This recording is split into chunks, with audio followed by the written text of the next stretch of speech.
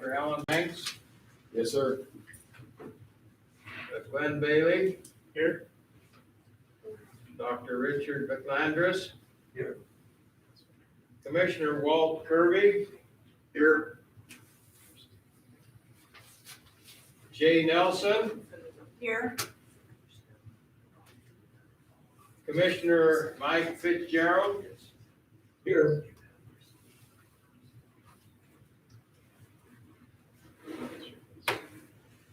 I would invite all of you to stand. Our flag is there, and we pledge allegiance to the flag.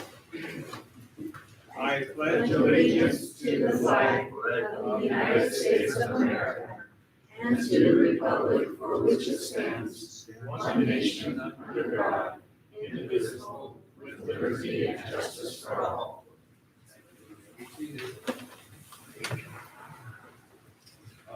We will not be taking public comment, but this is a public meeting. You are welcome to be here. Thank you for coming to all of our guests, some of whom will be speaking to us at a later date in our agenda.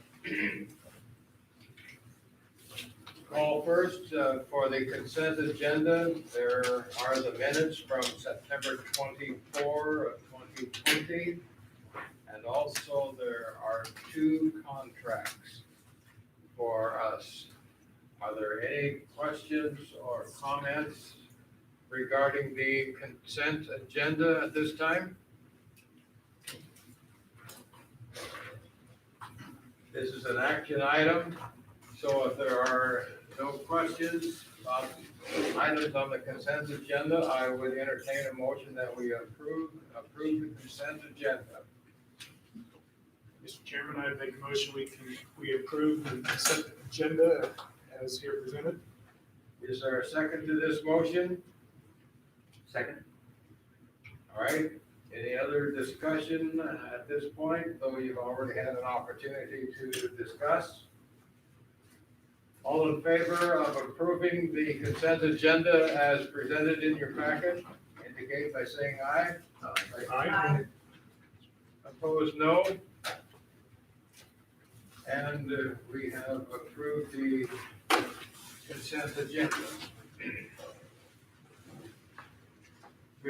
Moving on our agenda, we have a COVID update, and we're going to begin with Jeff Lee. And Laura, would you introduce Mr. Lee? Yes. Join the meeting. Thank you so much, Mr. Chairman. Our COVID update today is going to include an overview of our 3 gating criteria, the 7-day rolling incident rate average that Mr. Lee will present along with positivity. And then Dr. Karen Yao, one of our epidemiologists, is going to present an overview of the different types of testing that are available in the region. And then John Ness, the Community Health CEO, along with 2 of his stellar physicians, Dr. Scoggins and Dr. Hoopman, pulmonologists, are going to give us a look at the care that is going on at the hospital, and Jeremy Evans will wrap up with what's going on with hospital capacity. And in the interest of time, if I could just briefly have Dr. McLandris, if it pleases the chair, do a brief introduction of his peers, Dr. Scoggins and Dr. Hoopman. Yes, to introduce Dr. Rob Scoggins over there. Just hand up. He's a pulmonologist and well-versed on the front lines of active care of our COVID patients at Community Health. He's also intimately knowledgeable regarding the COVID virus itself. It's been part of his expertise, so he's going to be speaking to the aspects of care. In front of him is Dr. Hoopman, who is also one of our pulmonologists. These are both intensivists. So these are the physicians who manage the intensive care unit. All patients who are admitted into the intensive care come under their care with a team of the highly trained nurses and respiratory therapists. entire team of the ICU. So thank you for coming, and thanks to the representatives of Kootenai Health to help us as a board know more about the impact of COVID from a healthcare standpoint and regarding their expertise. Jeffrey? We're still finding, one moment, please. Okay.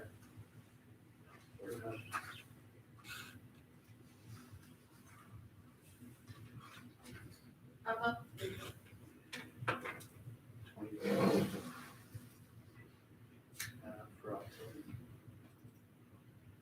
This is the one that's on today. I can't see it. Happy COVID update. Very top one. Thank you.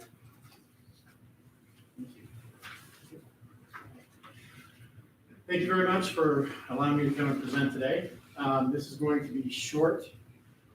I can't guarantee sweet. Next slide, please.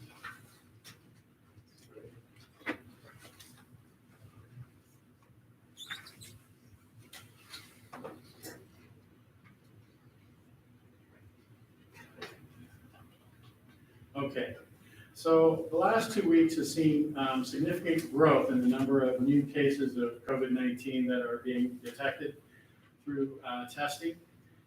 And we are now at a point where we've not only come up to the level of our mid-July to mid-August peak, but we've exceeded it.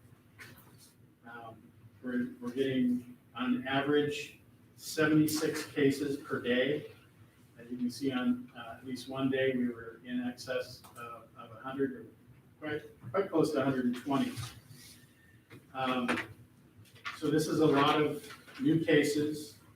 We also potentially have some identified reinfects that we're working with the state of Idaho to determine if it's actually a situation where people who have previously been diagnosed with COVID-19 are also, again, newly infected.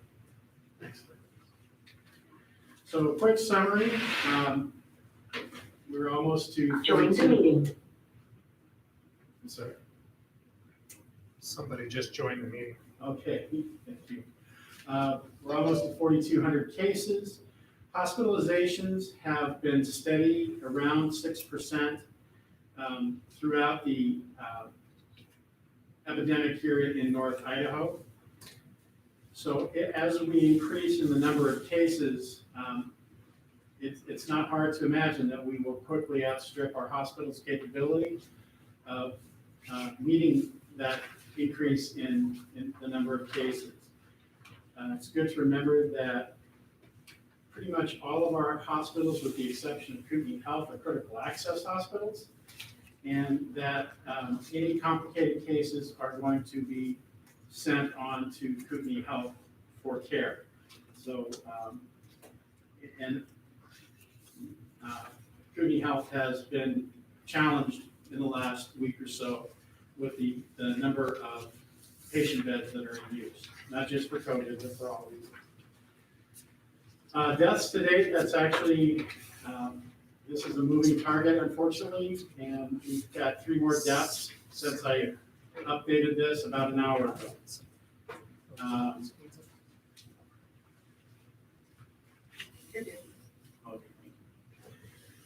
What we're looking at, age distribution, if we could. All right, well, basically, the median age is 41 years.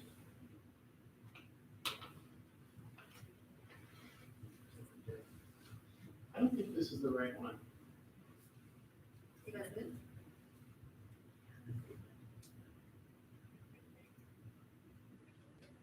Yeah, this is not the correct. I don't want any yoga.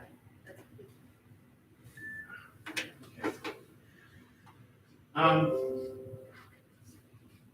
Can you? Want to go back to yoga? No, go to your.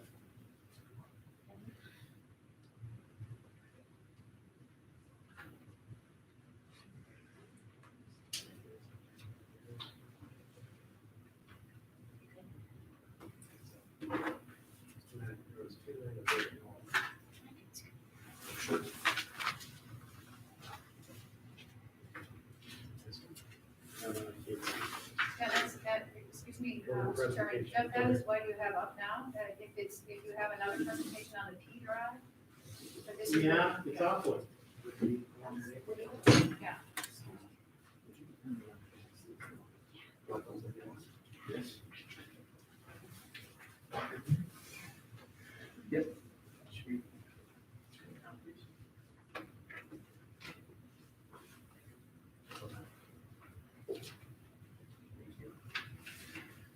So actually, that sounds better. We're closer to 4,700 cases. The median age of folks that are being infected is 42 years with a range of under 12 months of age to 101. 50% of all the cases fall between the ages of 26 and 61. We've had 260 hospitalizations to date. As I said, it's hovering right around 6%, between 5.5% and 6% for hospitalizations. The median age of the hospitalized is 40 years.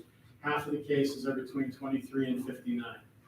For deaths, this does show the three more current deaths that we've had reported, is less than 2% of the cases. And this is an estimate because we don't really know all of the cases that are out there. We only know those folks who have been tested and reported to us.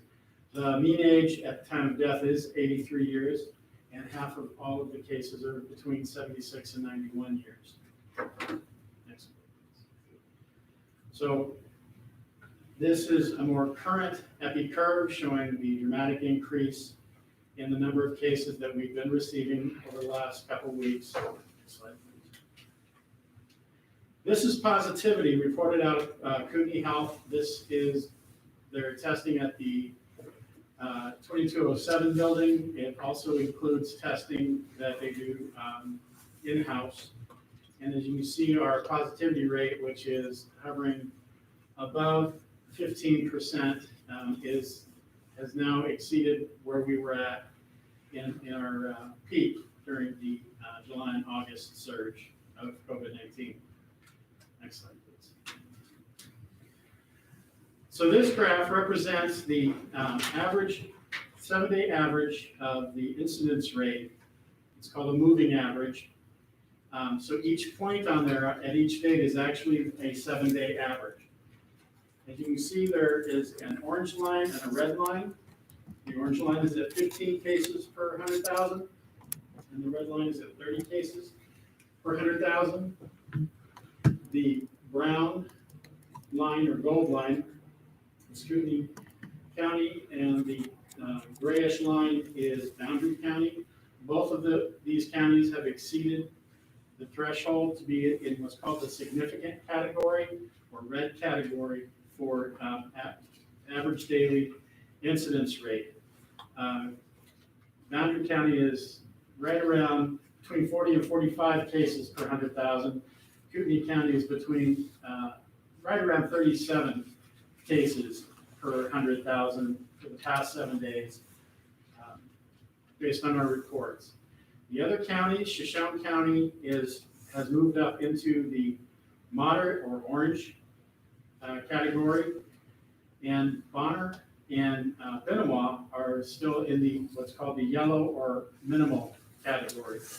When we say minimal, moderate, significant, we're talking about community spread of COVID-19. It's transmitting more easily in Boundary County and Kootenai County than it is in Shoshone, and Shoshone is transmitting right now more cases than we're seeing in Bonner and Genoa. When I say more cases, the actual number may not be more, but these are all weighted by the populations in those respective counties so that we can compare them one over the other. So while we may have just a few cases, a dozen to 24 cases in Boundary County that have occurred over the last week to week and a half, those dozen or so cases have more impact on the health of that county than a dozen cases would in Kootenai County. Next slide, please. This is daily hospitalizations, going back to our first hospitalization in March. And you may be able to tell over there on the far right-hand side of the graph that we're starting to see an increase in frequency and an increase in number of hospitalizations, as we did again in the July-August surge. Next slide. So these are the criteria that we use to determine our recommendations. These are our gating criteria. We use hospital capacity. We use the number of cases per 100,000 by county, and we use the positivity rates. These criteria were developed by Harvard and are used pretty consistently throughout all of the states, and all of the health districts and the Department of Health and Welfare use these metrics in Idaho. What we're seeing is an increase in the spread of COVID-19. The infection, the epidemic is surging and getting worse, and especially in two of our counties, Cooney County and Boundary County. Any questions? Yes, sir. He's asking for questions. If you do have a question, like call on you or point at you, would you state your name and then address your question to Jeff? Yeah. State your name. Summer Bushnell. All right. Why, I think this was asked in a previous meeting, but I don't remember the answer. Why is death rate not a part of what's considered with the factors?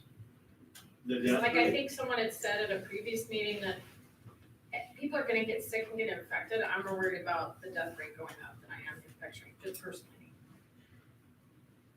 Some models do use death rates, but for monitoring the spread of transmission, we're not using the death rate. Is it of interest? Is it something we're concerned about? Absolutely. But depending upon how well we protect each other, and that's what we have to do, is protect each other, that will impact the death rate. Also, there's a delay of about 2 weeks between the time that we see a surge and the time that we see a concomitant uptick in the number of hospitalizations and deaths. And so it's not as timely a metric. Yes, sir. Glenn? Yes, Glenn Bailey, from the Panhandle Health District Board. What you put up there, is that reflective of what's occurring in our region, in the Northwest, in the US, and worldwide? Yes, sir. Okay, so it's fairly common for a virus to surge and then to decrease, as your graphs were showing. And currently, it is surging. However, the death rate is not surging along with the virus, which would indicate, as I understand it, I'm not a doctor, that our treatments and our medications are improving. Our hospital staff is able to deal with the COVID better, and that more people are able to successfully recover. And from what I'm seeing, the majority of those who are succumbing to the COVID are 70 plus years, and it increases dramatically as the age increases. Is that correct? Currently, yes, the median age at the time of death is older. But, and those were our local numbers. Those are from the 5 northern counties. There have been deaths, pediatric deaths, young adult deaths, young, healthy, working age adults have died from this. You open up the news and see something about. I understand a that, teacher. but that's very uncommon, is it not? We're not experiencing that level of death here. So, no, that's good. At the same time, I'm not prepared to write off the It's still a septuagenarians threat. and octogenarians. It's still a threat, there's no doubt about that. But fortunately, our ability to cope with it is increasing. And as all viruses will modify and they adapt to what we're doing in response, it appears that it is decreasing in mortality. Is that correct? No, sir, that's incorrect. We Incorrect. stayed below 2%, but right around that 1.5% case fatality rate. Again, that's an estimate because we don't know the total number of cases out there. Okay, So, I'm not going to hang my hat on that number, but it has not decreased or increased. It has stayed the same regardless of whether the number of cases the cases are decreased increasing. or increased. So the same proportion of people are Succumbing. having, mortal outcomes. Yes, our hospital protocols are much better than they were back in March or April. And I'm going to let the experts speak to that. But this is a brand new virus. We've known about this virus for about 10 months. And we don't know what happens at 11 months or 12 months or 24 months down the road. There is some concern about long-term sequelae, long-term injuries that we have not been able to recognize yet. The also, vaccines are being produced this time and distributed, are they not? Vaccines are being produced by some, yes. Do we know how effective they're going to be? No. No. And again, we are starting to get potential reinfection. So unless the vaccine is addressing a different mode of But that's speculation, that has not been confirmed. yours is speculation, sir. You have just stated during your briefing that whether or not those are reoccurrences, reinfections has not been determined. Is that correct? Correct. Thank you. That's all I have. Okay, I recognize this, My name is Sandy White. I was just wondering if there's been a survey done of the positive cases, how many of those people habitually wear a mask when they're out? It would be nice to be able to do that. Our case investigation and or contact tracing folks are burning the midnight oil, just trying to keep up with the number of cases and contacts that they have to interview. So we have not set up a study to look at that.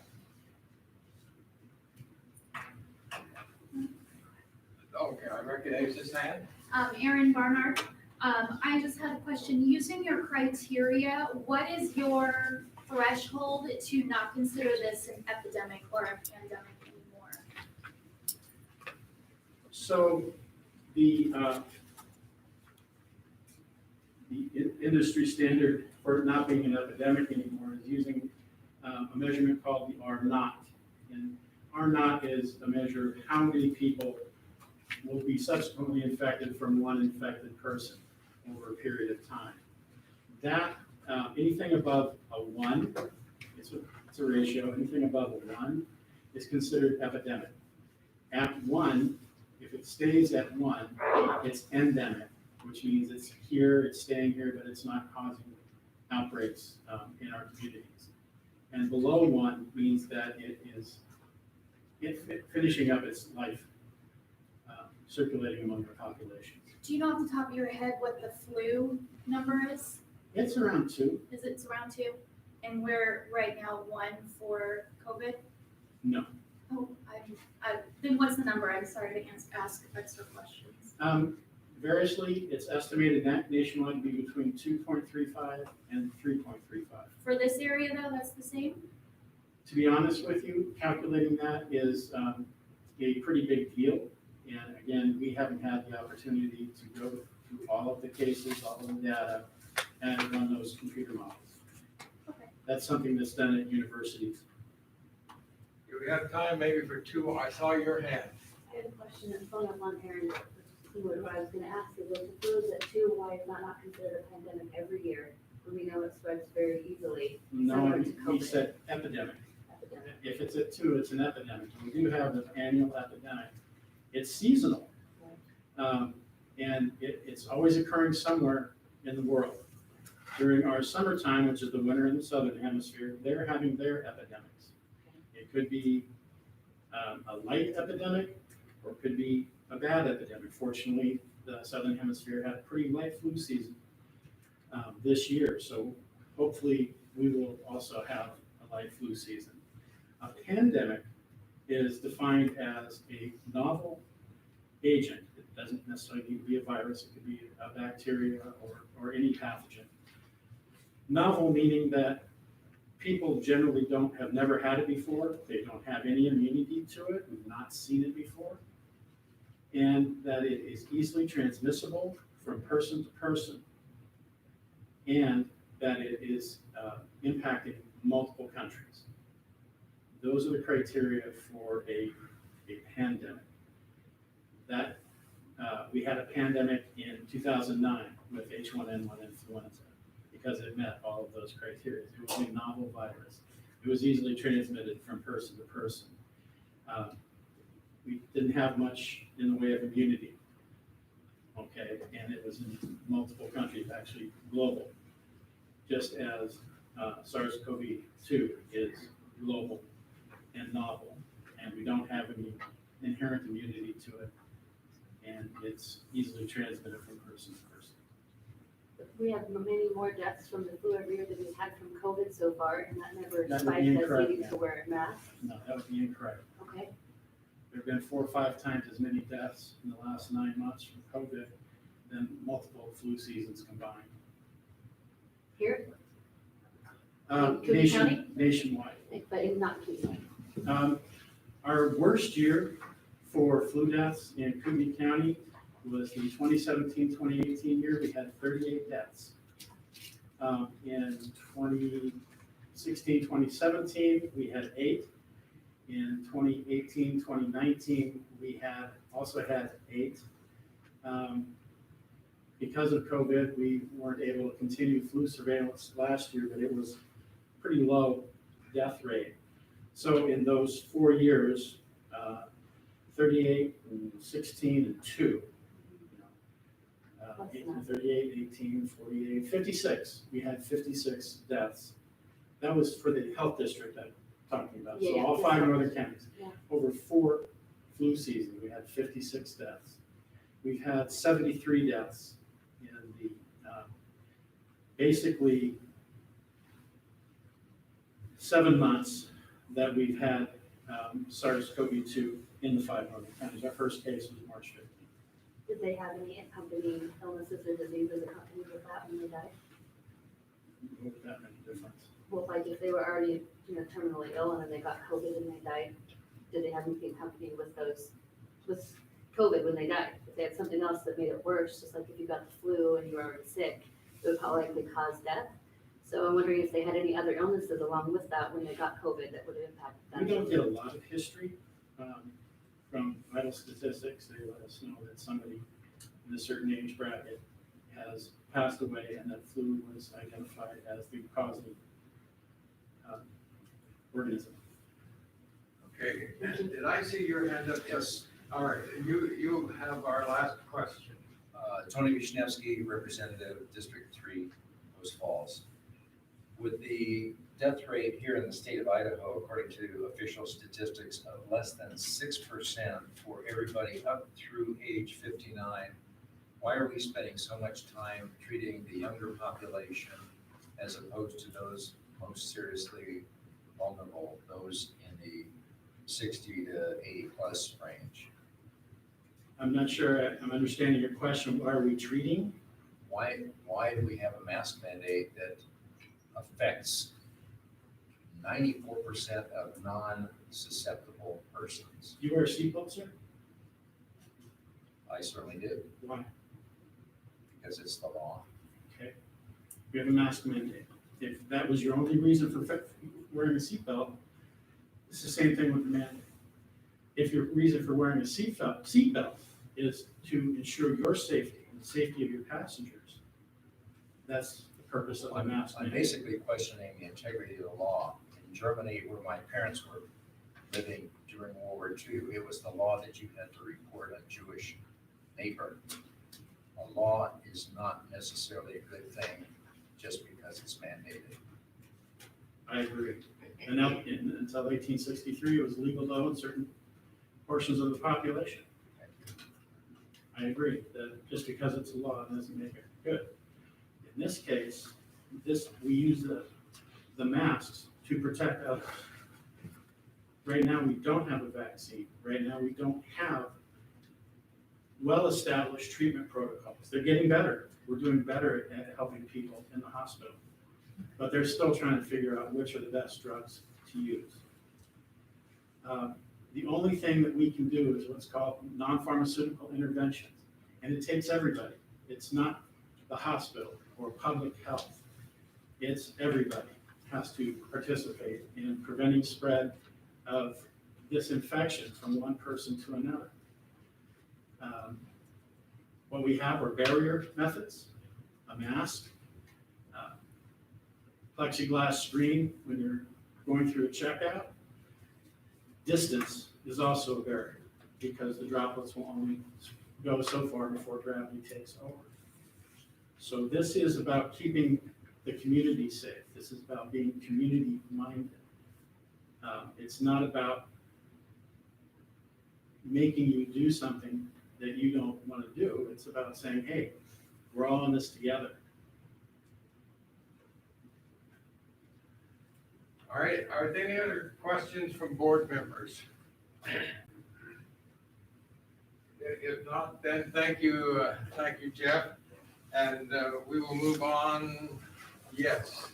I just want to introduce her real quick. The next speaker is Dr. Karen Yao. So she did her undergraduate work at the University of Virginia, her master's and doctorate at Johns Hopkins. She has worked at the NIH doing a lot of virology. Her doctorate, is in virology, but also specifically with the different types of testing, including polymerase chain reaction or PCR testing. So, Karen, thank you. Thank you very much for that nice introduction. So my name is Karen Yao, and I'm a new epidemiologist with Panhandle Health. And I'd like to first thank you guys for having me come and share some of what I know about the coronavirus testing with you guys here today. So if Jared can pull my slide up, okay.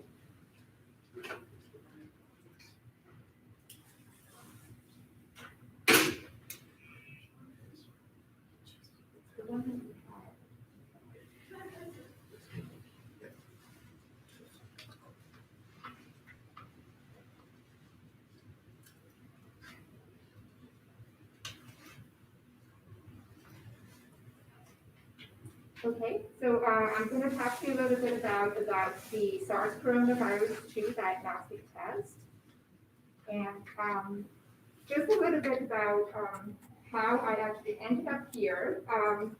When I first told my friends at the NIH that I was going to move to Idaho, because my husband was actually born and raised in Coeur d'Alene, they all looked at me like I was crazy. But as a virologist, I asked myself, if I were to find a place where viruses would be most ignored, where would I go? So here I am. Looks like this. All right, so the China virus, COVID-19, non-pharmaceutical intervention. So absent of a vaccine that's effective, we are currently operating under this model that's called the Swiss cheese model, which includes non-pharmaceutical interventions such as social distancing, hand washing, mask squaring and also rapid testing. So while none of these layers is perfect, if we actually practice them and they can work together, we can actually protect the community like we have a vaccine. So this is why I'm going to talk to you about that. And next slide, please. So I have to say, as a scientist, testing is probably one of our favorite tools because it gives us an objective way to define a disease. Okay? But since the WHO declared that COVID-19 was a pandemic, the FDA has actually issued emergency use authorizations for a myriad of tests out there. And so I'm going to have to apologize if some of this may seem a little confusing as we move forward. Okay, next slide. All right, so there are actually 4 main types of SARS coronavirus 2 tests out there. And I'll try to go over some of the characteristics with you. Okay, so the first one is the PCR test. So what is PCR? PCR is actually a molecular technique that is commonly used to amplify a lot of DNA from a small amount of starting material. And the RT in front of the PCR that you typically see for this test stands for reverse transcriptase, because our starting material is RNA, and we need to change it into DNA for the test to run. And real time stands for the fact that we can actually count the number of amplifications that's actually occurring during your reaction. Okay, so this test is the gold standard test currently, and it's the most sensitive test we have to look for the virus. And you can use the viral RNA as your starting material, because that's what the test actually amplifies. In terms of specimens that's compatible with the test, nasal swabs or saliva can be used with PCR assay. However, it does take about half of a day from swab to result. So it is not currently available as a rapid point-of-care test, but it is very sensitive. So if you were to screen asymptomatic individuals, you would find some that may not have symptoms, or you may not have suspected that they were infected. But the chances of picking up some of these individuals before they have symptoms is very likely with PCR. Okay, next slide, please. And the second type of test is called the RT-LAMP, and LAMP stands for loop-mediated isothermal amplification. And much like PCR, it's also a viral RNA amplification tool, but it is a lot less expensive compared to PCR. It does not require highly specialized equipment like the PCR assay does.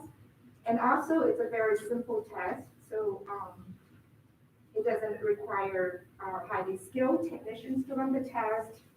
And the result is usually available within 30 minutes to an hour.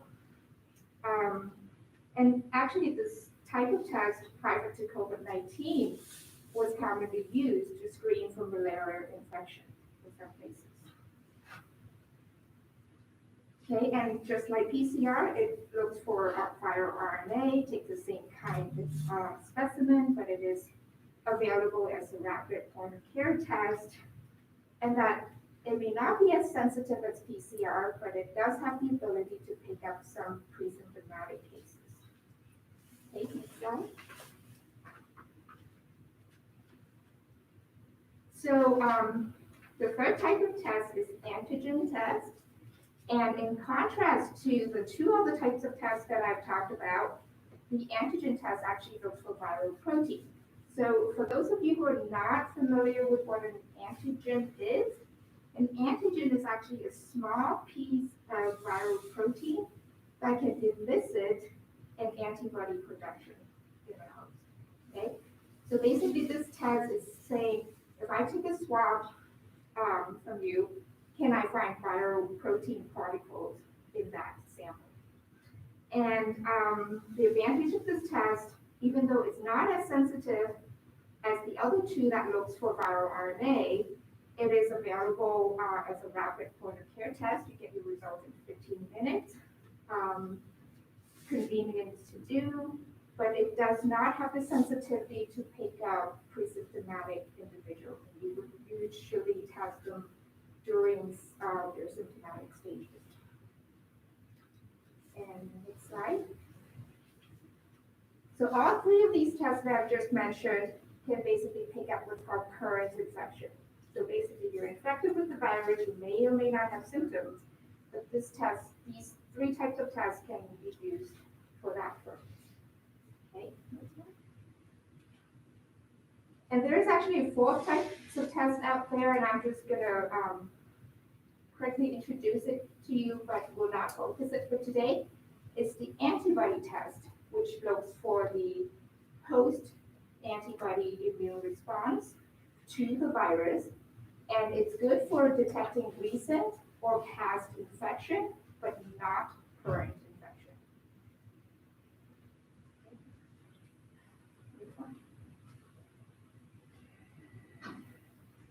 Okay, so which test to use, right? Because now we have multiple choices. One of the things that you might want to consider is, why are you running a test? Are you doing it just for prevention purposes, or is it for diagnostic purposes?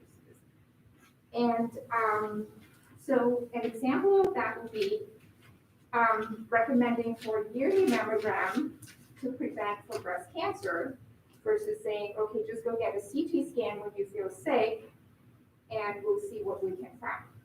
Okay. So next slide, please. All right, so let's just talk a little more about this PCR testing and why we scientists like to use it. So PCR, again, it stands for polymerase chain reaction. It's currently the gold standard test to quantify the virus. So if you look at this chart, the x-axis represents time since exposure to the virus, and the y-axis represents the amount of viruses. And so remember when I said earlier that real-time PCR means that you can actually track and monitor the amplification? So using that tool, you can actually calculate the number of virus particles that you collect on each swab. Okay, so if you were to look at an individual to follow their virus production throughout the course of disease, what you would find is something that's along the lines of the orange curve that we see on the graph. So at the beginning of so after initial exposure, it actually takes a little while for the virus to build up to the point of symptom onset, where you typically have the highest amount of virus. And after that, the virus amount would go down, and hopefully, if you have symptoms, you would quickly recover from that. But the one thing to remember is that while we do know that an individual is most infectious when you have a high amount of virus, the symptom display or the symptoms from the patients may not always correlate with the amount of viral load. So you may have people who's called asymptomatic individuals that could have a high amount of viral load. They are infectious, but they have no symptoms at all. So this is why we want to consider which type of test to use and what purpose it's for. Okay, so even though PCR testing is very sensitive and it's our gold standard tool, some of the drawbacks of PCR is that it is very expensive to run.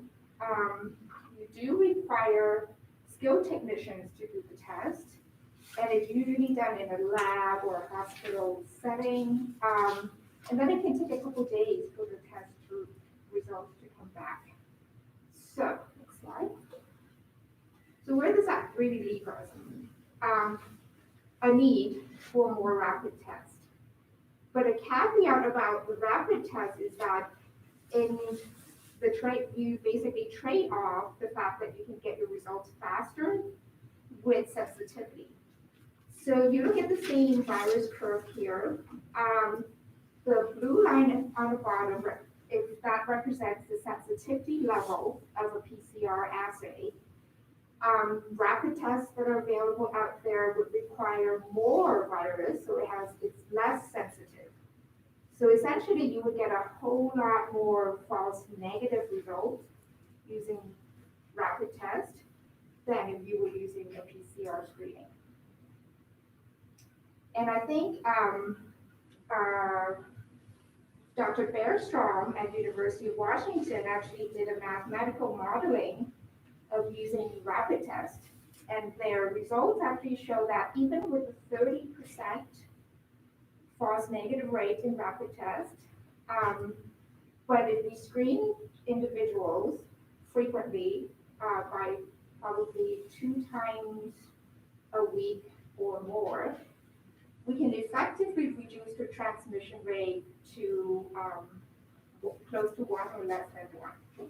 So by having the rapid test, but you can do it more frequently, the trade-off is for accuracy is that you have to do more testing to reduce the rate of transmission.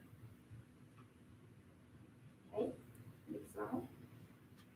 And here I just want to show you a couple systems that's currently available and that we're familiar with of these rapid point-of-care testings that can be used. So on the left-hand side of the Rapid ID Now and the BD Cepheid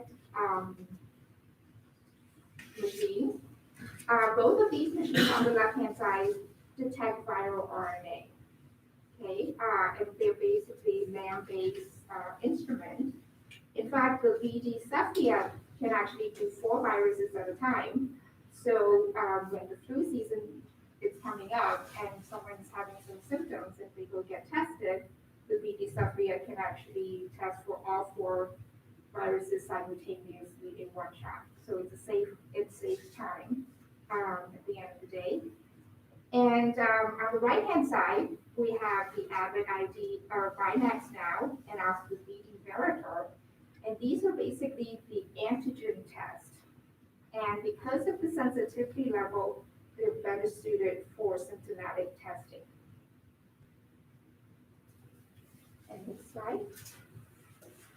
So this slide just basically summarizes where each one of these tests that I just mentioned and how they relate to each other in terms of their diagnostic value and also preventative value if we want to test individuals in the community. And then next slide. And then I just want to acknowledge everyone here at Panhandle Health, especially those who have actually given the generous times and gave me feedback on this presentation. So thank you. Thank you for your input there. Any questions? Does the board have any questions? Yes, Dr. Banks? You know, in my view, the PCR test is suspect for a number of reasons. We've seen in the state of Florida that 100% of the people that were getting tested were positive, which made me a little suspicious of the test. So I started looking into it and started reading the package inserts. And the package insert says that a positive test is not considered positive or should not be considered positive unless there are corroborated symptoms. It's right there on the manufacturer's handout. And then I started looking at the primers that they use. ABI, blood biosis, I can actually talk to someone who understands. Oh, yeah, ABI for everything. Yeah. So I was around when ABI was formed. But anyway, they use 24 mers for their primers, one of which is identical to a sequence on human chromosome 8. So it made me suspicious that perhaps their test was finding something related to human RNA rather than viral RNA. I read the Chinese original paper where they reported the discovery of the virus.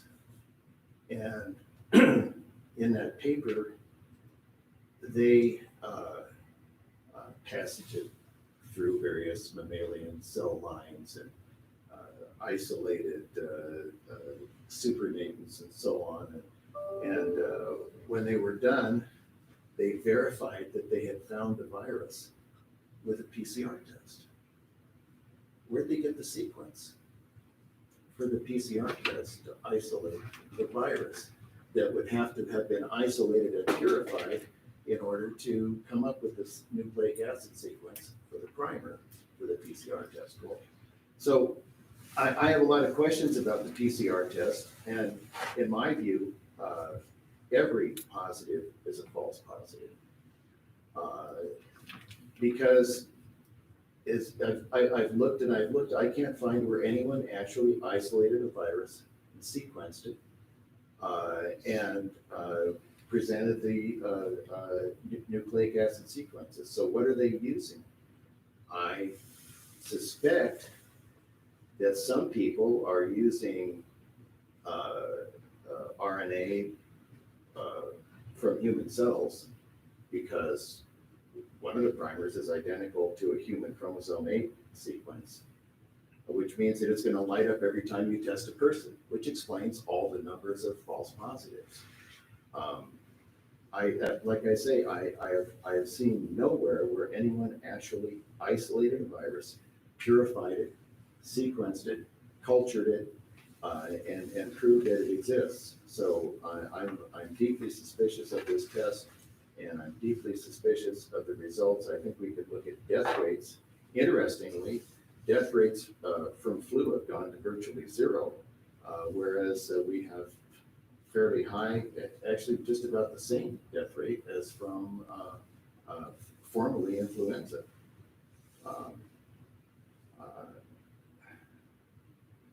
Okay, As far as the PCR test goes, you got these primers and they amplify sequences, okay?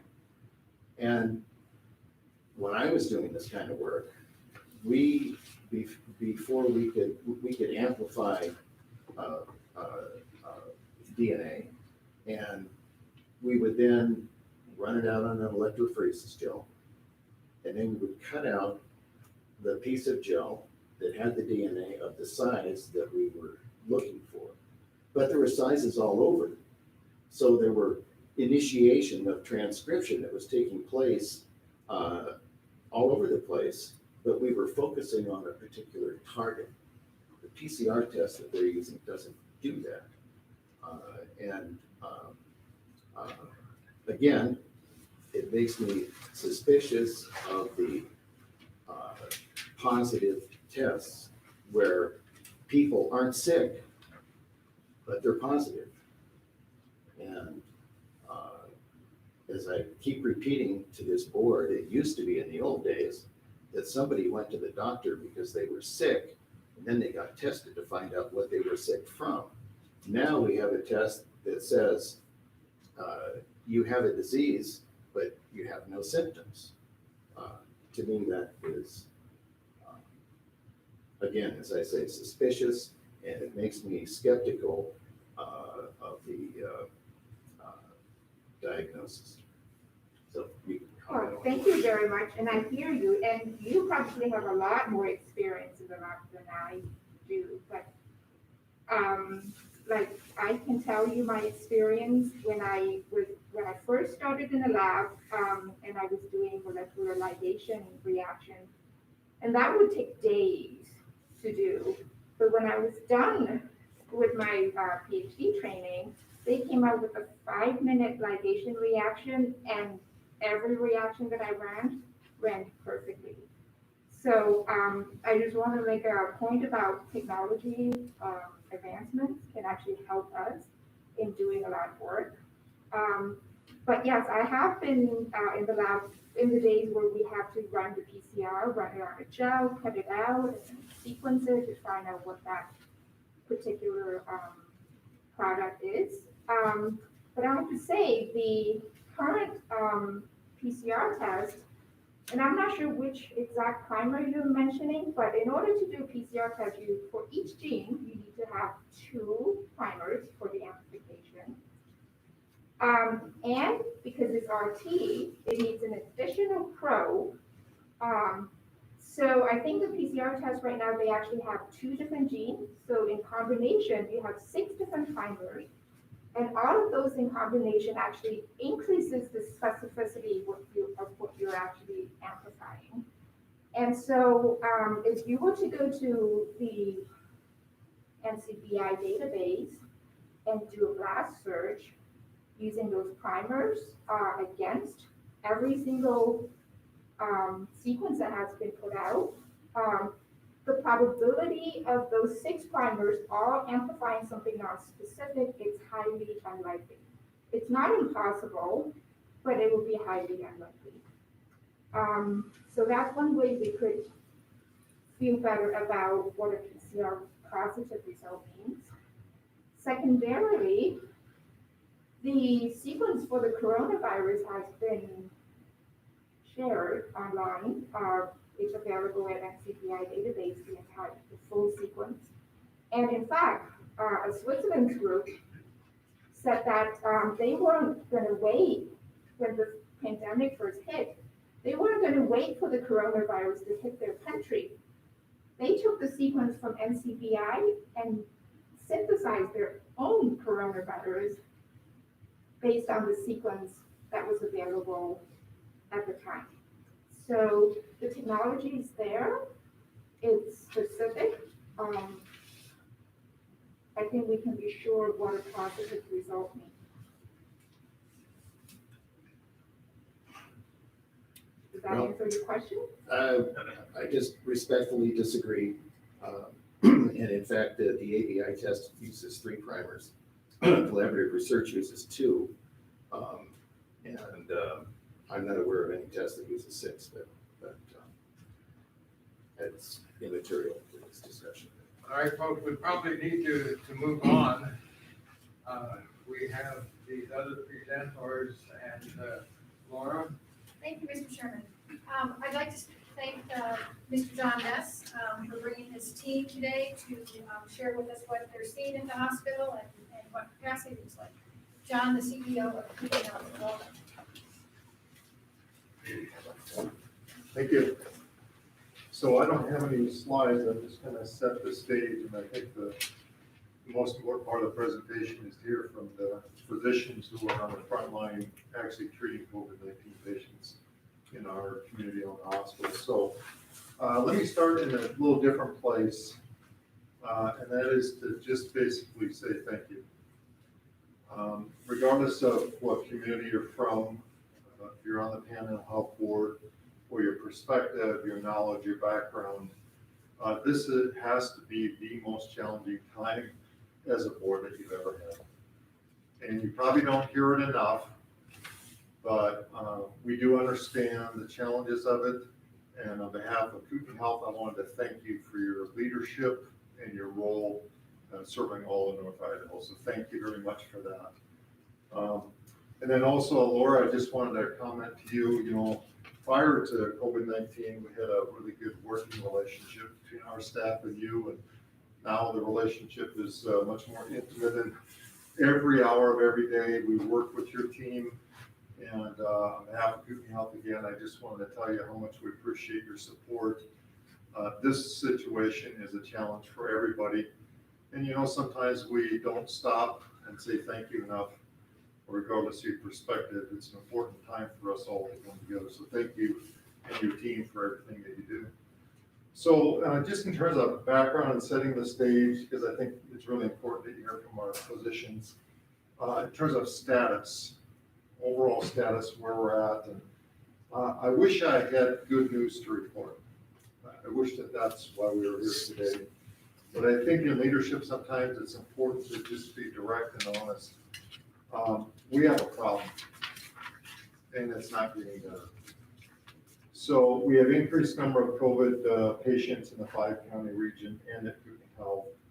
We have an increased percentage of COVID-19 positive test results. Most of our medical surgical beds at Kootenai Health are full. We're facing staff shortages, and we've got a lot of physician fatigue. This has been going on for 7 months, and there is no vaccine at this point. And so all of us, the community, the board, physicians, our staff are tired, and it's difficult. And so we just have to recognize that. Now schools are reopened. Cold and flu season is immediately on the horizon. And so the COVID-19 pandemic continues to be a challenge, and it's not just for healthcare and the Panhandle Health Board, it's businesses, employers, families, churches, the entire region. And I think it's a great responsibility that you have as a board to think about all of those factors. So I appreciate that and understand it. So in spite of that, I just have to tell you, I'm so proud of the work that we're doing at Kootenai Health. We have an amazing medical staff. You can meet 2 of our physicians today, great administrative team. Everybody pulls together. We are not perfect, but we're doing the very best we can every hour of every day. And I'm really proud of the work that we're doing. And we continue to be a community-owned hospital, which is unique. So with that, let me introduce, I think we're going to start with Dr. Scoggins.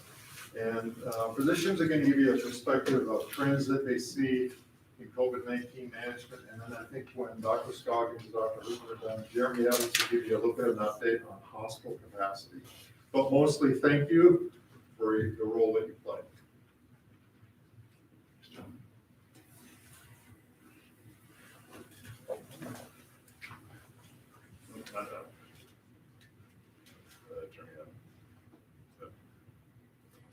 I'll just kind of start talking while we're getting up to my presentation. So I'm Dr. Robert Scoggins. I'm a pulmonary critical care physician at Kootenai Health. Been there for about 5 years. I am the medical director of the critical care unit. I'm also the med staff president-elect. Take that over in January. I'm also a PhD. My PhD is in virology from the University of Virginia.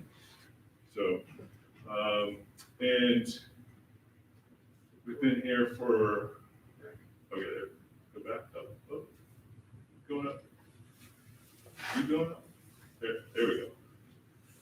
All right, so I wanted to talk about what we see in the hospital these days. It's been an interesting time for us, and I've done a lot of things in the last 7-8 months that I didn't think I'd be doing during my career. And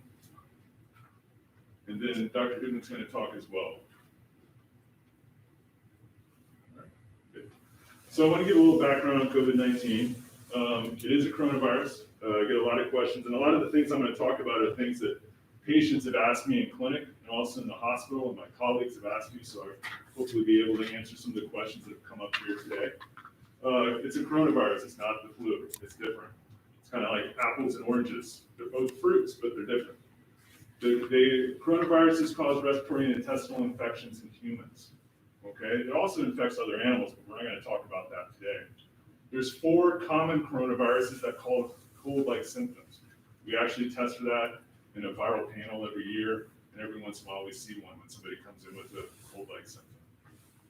Most of the time we didn't think of these viruses as being highly pathogenic in humans until we saw SARS and MERS, which are similar to the COVID-19 virus.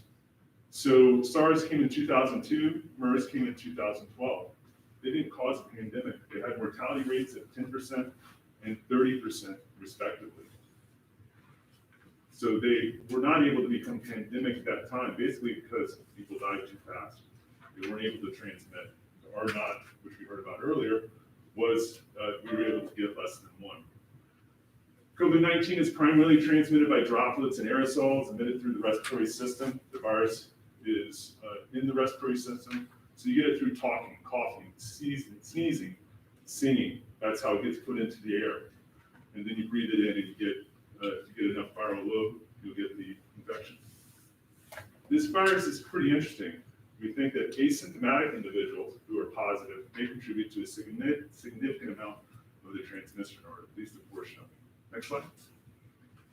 The presentation that we've seen is the incubation period from the time that you get exposed to the time you develop symptoms. Can be 4 to 7 days. Fever, cough, shortness of breath, fatigue. Some patients have nausea, vomiting, diarrhea. It does get into the GI tract, and you can culture it from the GI tract. Risk factors for severe illness, older patients. Now, looking around this room, there's some people that fall into that category. If you're over 60, you're at more risk for having severe illness. But some of the sickest patients we've had in our ICU have been younger, 30s and 40s. So not many, but a few. Okay. Risk factors as well that contribute to that: chronic medical conditions, hypertension, diabetes, and renal disease. But definitely, we've had some fairly, really healthy people who've gotten it and ended up in our ICU. Clinical course varies. Severity, you can be asymptomatic or minimal symptoms, and then it can be fatal. Okay, and all in between. It varies in the time course. Some patients will have symptoms for a couple days, some people for weeks, some people have had symptoms for months. I've had a couple of patients now follow up in clinic months later, still suffering effects of the virus. Next slide. I wanted to kind of talk about a typical presentation and show some imaging, because I'm a visual person, I like imaging. 65-year-old who came to our hospital, actually came from another hospital. We get patients transferred from Boundary, from Bonner General, Shoshone, Griffin. I've talked to physicians at all those places and accept patients with COVID-19 from all the way down to Lewiston and Grangeville. This patient was a 65-year-old. He had fevers for about a week, weakness, chills, and then he developed increasing shortness of breath. He needed oxygen. We've seen patients come in. This virus is pretty interesting because patients will be severely hypoxic. Their oxygen level really low. They'll walk into our ER with OG sats in the 60s. Okay, they get put on oxygen, and we admit them to the hospital. They go to our COVID-19 ward in the hospital, and sometimes they'll start out with just a couple liters of oxygen, and then they progress. Next slide. Now, you don't have to be a pulmonologist to realize this probably doesn't look so good. The one on the left up there is not so bad. You can see there's some whiteness on both sides. Lungs should be black on a chest x-ray. They're full of air. And you can see that there's some more infiltrates there. The two on the right look a lot worse. I can tell you the one on the bottom has a pneumothorax, which is air that's collected there where the lung has basically gotten a hole in it because it's so diseased. And that lung seeps out and that patient requires chest tubes. Next slide. These are CT scans of patients with COVID-19. And the one on the left is pretty typical. When you talk about an asymptomatic patient, when we do a CT scan on them, this is what we see. You can see that, again, this is slicing right through the patient. You can see there's some haziness in the lungs on both sides. The heart's right in the middle, but that black part on both sides, that's the right and left lung. That haziness in there is pretty typical. In fact, our radiologists have made diagnosis of COVID-19 in patients just based on the CT scans. The one on the right looks a lot worse. You don't have to be a pulmonologist again to see that this is not good. This is a patient who died in our ICU. The lung disease was terrible. We just could not oxygenate the patient. Next slide. So what we've seen with the pandemic in North Idaho, if we all remember that late December is when the first cases were identified in China. The WHO declared a pandemic March 11th. And then we didn't see our first case that was reported until March 15th. Since then, we've tested over 42,000 patients. 3,000 of those patients This is through CUPE. 3,000 of those patients have tested positive for COVID-19. The majority of the infections really have been identified since June. We were really good during the lockdown when everybody was staying home and it was cold and people weren't getting together. But once things got better, everybody wants to get on the boat, get out, see family. We saw a major increase in infections. We admitted 272 COVID-19 patients to the hospital. I know I hear all the time, well, they get admitted for other reasons. Dr. Newman and myself will tell you that most of these patients are admitted for COVID-19. They're there because they need oxygen or they need fluid replacement. 75 patients have required critical care. In the last week, we've admitted 33 COVID-19 patients. Next slide. So from a medical perspective, I'm going to tell you that COVID-19 is a virus that's easily transmitted. And how do we know that? Well, because we're admitting husband and wives. We're admitting grandparents that got it from kids. We are seeing that this is in clusters. We've seen patients that were in church groups, and the whole church group came in with it. So it is very easily transmitted in the right setting. Luckily, most patients who get COVID-19 have mild symptoms, 80%. Okay, 20% will have this moderate to severe disease. And it can be pretty aggressive even for young people. You get a respiratory illness, cough, shortness of breath, your oxygen saturations drop. It's really interesting when you have an 18-year-old whose O2 sats are 90%, 88%, and you have to put them on oxygen. That's not normal. They can have a lot of GI symptoms. We've had patients come in with stroke, heart attack, basically due to either an increase in clotting, which occurs with this virus, or because their oxygen level gets so low that you can't get enough oxygen to the heart. That patient that comes in with O2 sats is 60%. 5 to 10% of all patients are admitted to the hospital with this moderate to severe disease. 2 to 3% require critical care, and between 1 and 2% of infected patients die from COVID-19. Now, the one thing we haven't really talked about much today is that these COVID-19 patients take a lot of our resources. We've essentially shut down an entire floor of a hospital. We've had to double up rooms.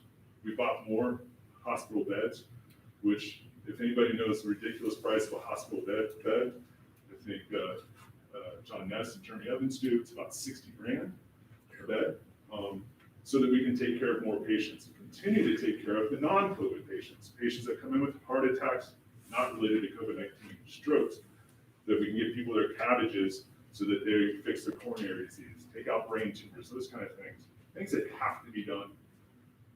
So our hospital is not built for a pandemic.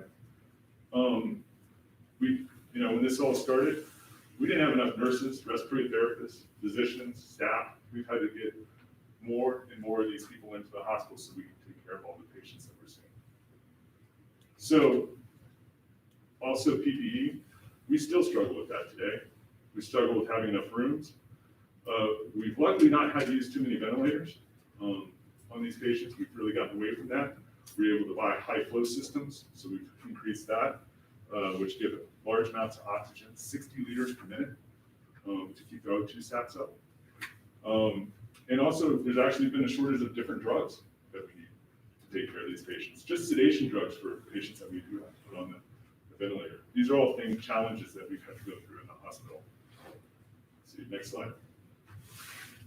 So, the medical recommendation for me and us representative medical staff as a community, we need to slow down the spread of this virus, if possible, stop the spread.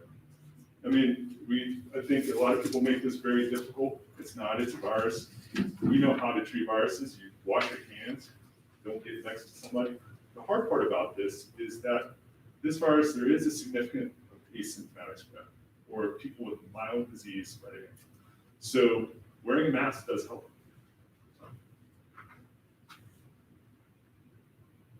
That's it. No, did you want to come up, or we have questions? Or? Mr. Chairman, would you like to hold questions till the end? Yeah, can you keep presenting? We hope we have some time at the end to handle some questions. Mr. Chairman, members of the board, and those online, I thank you for allowing me to come speak today. I don't have any prepared slides, but I do have some notes to make sure I hit all the highlights. And thank you, Dr. Scoggins, for a really insightful talk. I really thank you most and foremost for allowing me to come and present about a critical topic. It's critical for me, it's critical for you, and it's critical for our community. I will use my time today to only discuss facts. I will avoid conjecture, I will avoid speculation.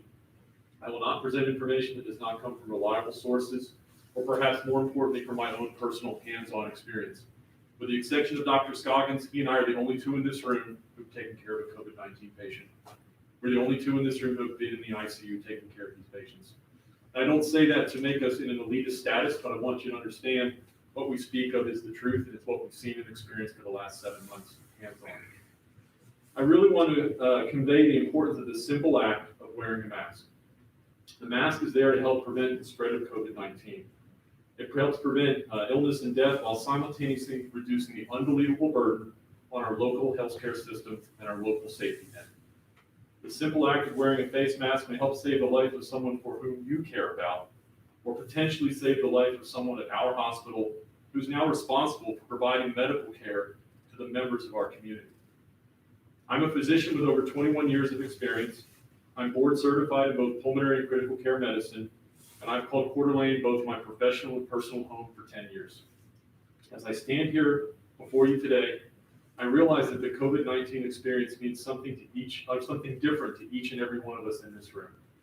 My experience comes from providing that direct patient care to those patients with COVID-19 in our intensive care unit at Community Health. I will strive to provide you with a clear and distortion-free report of my everyday experience with these patients. This is a report that's not often talked about in local circles. It's certainly not talked about oftentimes in media circles. Up to 40% of patients in the United States intensive care units with COVID-19 may die, despite our best efforts, maximal care, and frankly, heroic interventions. The support staff, including nurses, respiratory therapists, physicians, and other therapy staff, are required to wear PPE at all times. There are no breaks from your mask. There are no breaks from your gown or your gloves when you're in the COVID ICU. These heroes work for hours on end, face to face with patients that are not only harboring, but have the potential to spread this deadly disease. To be honest, we live in fear. We hear the terrifying stories of healthcare providers that have died as a result of caring for COVID-19 patients. Allow me to better describe the scene that I witness every day. These patients cling to life for days and weeks. They experience severe breathlessness and a hunger for air with the simplest of activities, including sitting up in bed, rolling over in bed, or just while trying to eat a meal. Many of them, and by many I mean a lot of them, stop eating for fear of the breathlessness that they experience, just while they're trying to nourish their body. The patients in our COVID ICU experience life-threatening issues, including extremely low oxygen levels, which we've heard about, renal failure requiring dialysis, strokes, blood clots in other organs, and heart attacks, that's to name a few. All of these patients require high-flow oxygen delivered either via a pressure mask, known as a BiPAP mask, or through mechanical ventilation with a breathing tube in their throat. Unfortunately, these very same patients watch their oxygen levels extremely closely. They demonstrate great personal concern when their oxygen levels or their oxygen requirements begin to escalate. They have seen the television news, they have read the paper. They understand that a dropping oxygen saturation may mean they need to be on a mechanical ventilator, and the fear ensues. They fear the ventilator. A sense of impending doom begins to creep over them like a wave of darkness. It's like nothing I've ever seen in 21 years. Their anxiety level rises, and they begin to speculate that they may not survive. While many will state that COVID-19 is only a life-threatening illness for the elderly or those with pre-existing medical conditions, I will stand here today and tell you that I have personally cared for critically ill patients in their 30s, 40s, their 50s, and their 60s. Many of these patients are clearly not elderly, and the majority of them did not have severe medical comorbidities. These patients did not think that COVID-19 would be a severe illness for them. Unfortunately, they now know otherwise. Do not misunderstand me. We have also had a significant number of elderly patients in our COVID-19 ICU. They have suffered from the same anxiety about breathing, and a pervasive fear of death. Their battle with this disease has been lost at an alarming rate, and we as a community have lost as well. The facts about masking and the reduction in transmission of COVID-19 are very clear. COVID-19 spreads via close personal contact with an infected individual. Individuals within 6 feet of a person with COVID-19 are at the greatest risk for developing the infection. We've already heard Dr. Scoggins mention some of the common activities, including sneezing, singing, coughing, talking, or merely breathing creates respiratory droplets that can harbor and transmit this virus. Wearing a mask helps to not only reduce the number of respiratory droplets that are being released by an infected person, but it also reduces the chance of those very respiratory droplets moving from an infected person into the mouth or nose of a non-infected person.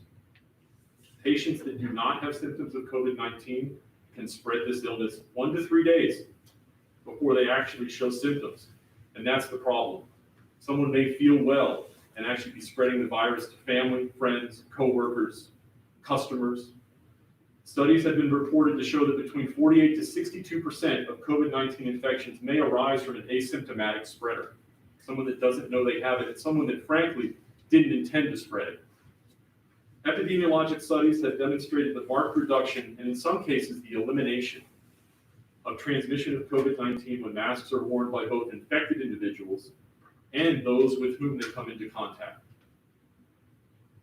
I thank you for providing me a forum today to share these facts about COVID-19, while at the same time allowing me to relay to you my direct and personal experience with this deadly disease.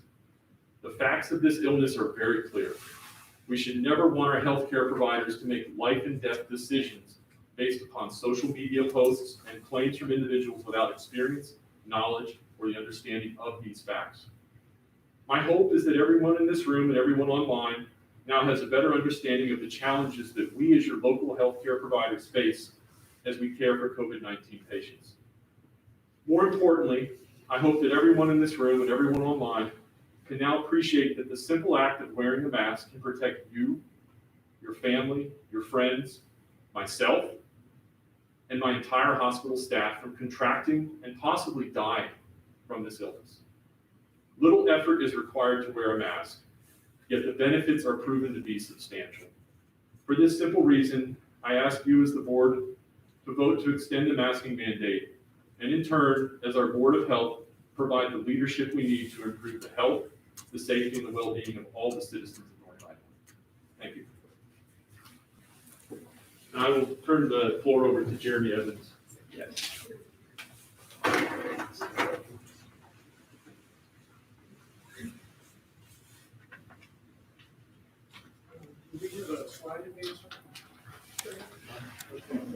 Well, thank you very much for inviting us.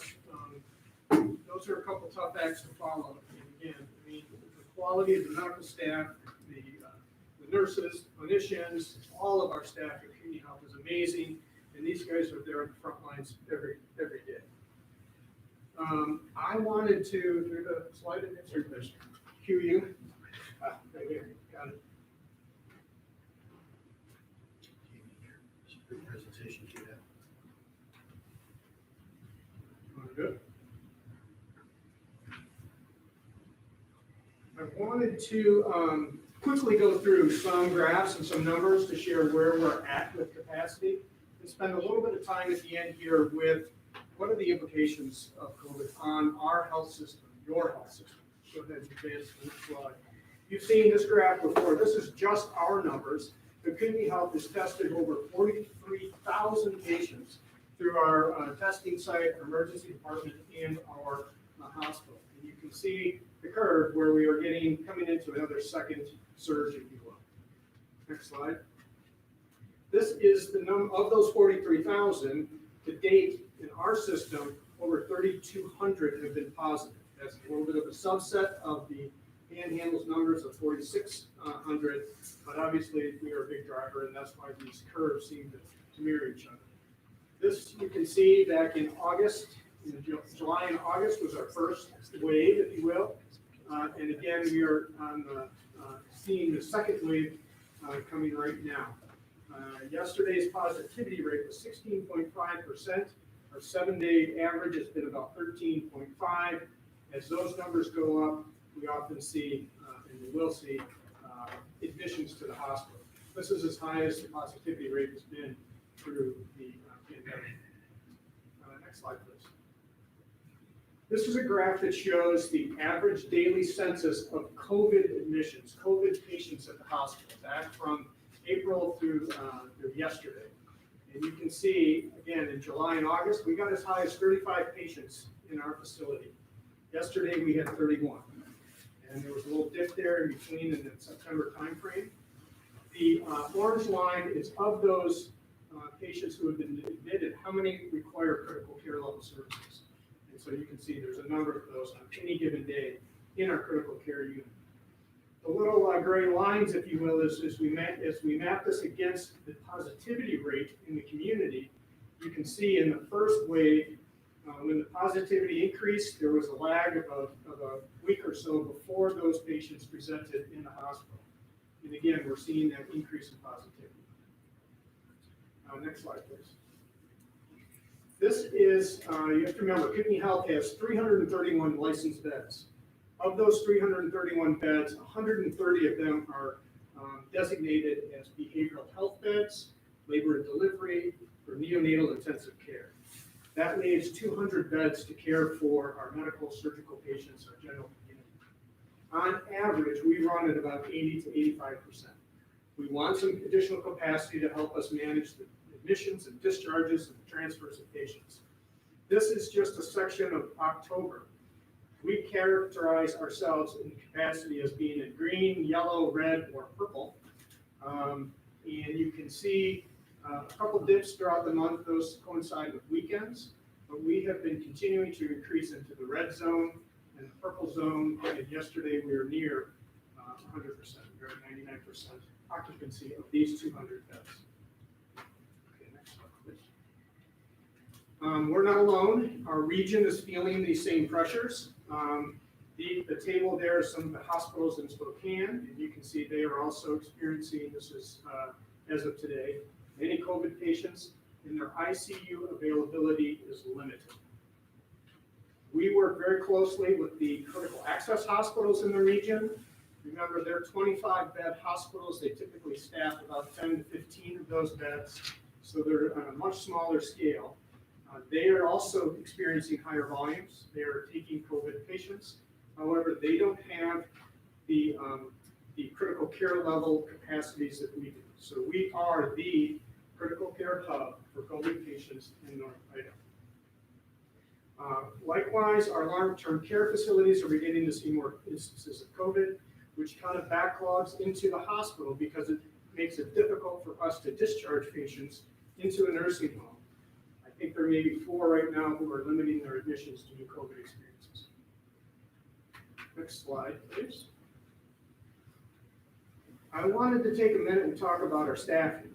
Our physicians, our nurses, our therapists, our technologists, our housekeepers, up and down the board have been doing an amazing job, but they are growing tired.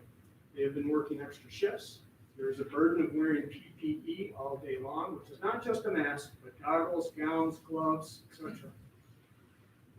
We have over 3,500 employees. To date, 132 of them have tested positive for COVID-19. As of today, 27 are currently being monitored and off work. That puts a dent in our ability to serve our patients.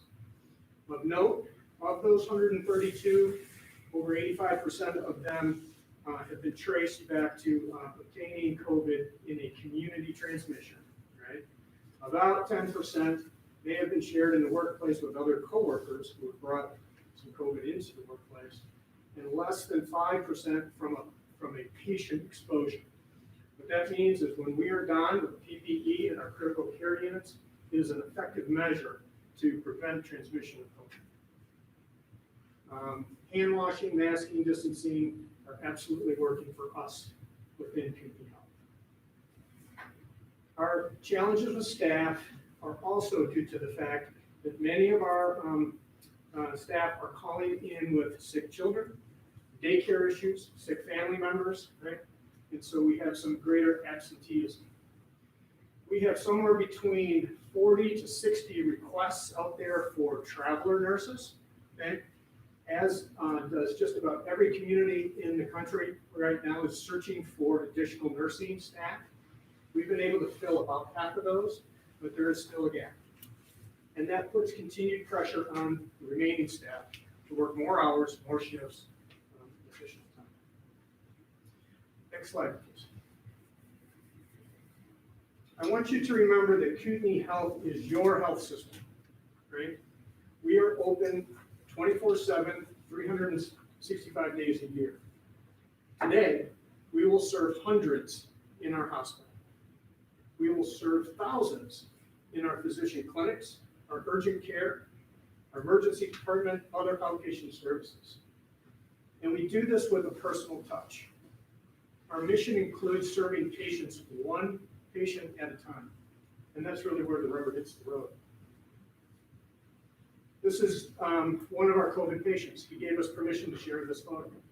His name is Joe, but he could be your neighbor, your family member, your coworker, your friend.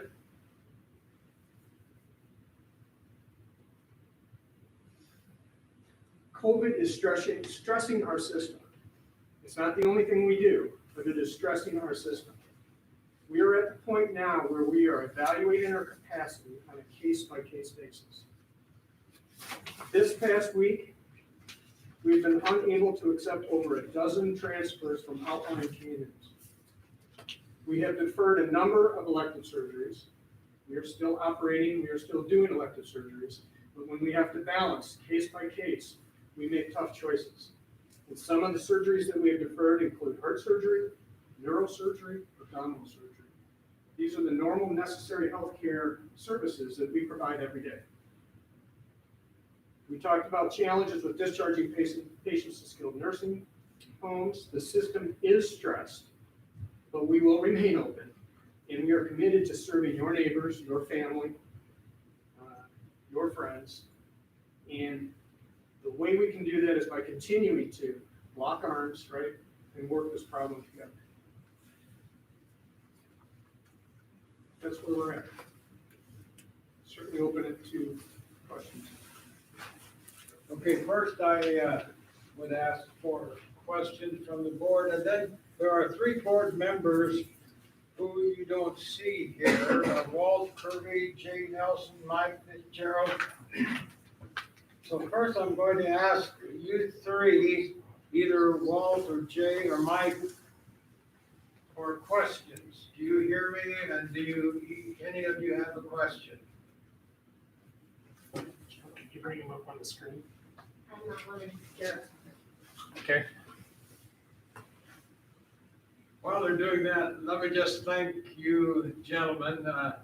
I have 22 years' experience as a rural EMT.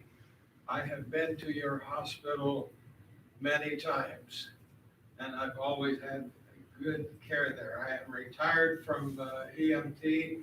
I'm not afraid to tell you that I am probably the oldest person here in this room. I'm 82 years old, and I appreciate the good health that I am still enjoying. My wife has been a patient there, and you've done wonderful things for her, and she's many years old. And thank you for your presentations today. Okay, let's go. Walt, do you have a question? Any comment? I got lots of comments, but not many questions. I don't know what to say. You talked about being the oldest guy there, and that's fine. You and I are buddies because. All right, I know that you're a whole lot of years older than I, but you're not right here. No, that's what I'm saying. I'm not right there, but I'm this thing worries the hell out of me just as a person, but I don't like to think about it as me. I just like to think about it as those around me. And I've been sitting in commissioners' meetings for a long time now, all through this COVID thing. And we've been wearing masks while we're in the courthouse. been mandated seriously by the Supreme Court of Idaho, that court buildings will be masked up, and anybody that comes in will be masked up. And nobody's really complained. There's been one or two people complain and have to be ushered out of the place. And you know, that's to be expected, because I said something about masks here several months ago when this thing started, and you guys have no idea the amount of heat I took, because I voted for mandating the mask in Kootenai County. And, you know, I can take the heat, I don't care, you know, but it was really pretty rough. There was a lot of people that were pretty damn nasty to me and so forth, but then, so just on a personal basis, I don't care whether people put on a mask or not. I don't care. You know, if people want to run around unmasked and go to parties and go to places and weddings and groups and things at church and everywhere else, all the things that people do without a mask on, more power to them. I'm not going. I'm staying home. I'm wearing a mask at Safeway. And it's no problem at all to put the damn thing on and go in there and do my shopping and come back out and hang it up in my car. I just do that. And so far, luckily, you know, I've been able to avoid this, and those who are close to me and my family have been able to avoid it because they're doing the same thing. Voluntarily, we're doing it because we want to, first off, to protect ourselves and our family and our close people, and beyond that, to our community. And it's worked pretty good up in our little community, and we do have a little community, and it's fairly easy to keep the separation of people, you know, and it's fairly easy not to go to things that we maybe would have gone to. Fact of the matter is, a lot of things that I don't go to that I should have, you know, because of my position as commissioner, and I ignored it, you know, or done it by phone or just whatever. Anyway, I personally, you know, this is my deal. I personally do not care whether anybody wears a mask or not. You know, if they want to be dumb enough to walk around out there and expose themselves and others to this, that's fine with me. They can just do it. When I see somebody without a mask on, I step away from them a little bit. You know, and you know, it's just nonsense. I don't know what to say, but I do know that there's a fair movement afoot, and I haven't heard too much of it about, you know, at all levels of government that wish to back off from this thing we did for Kootenai County. And so, okay, I don't care. That's Kootenai County.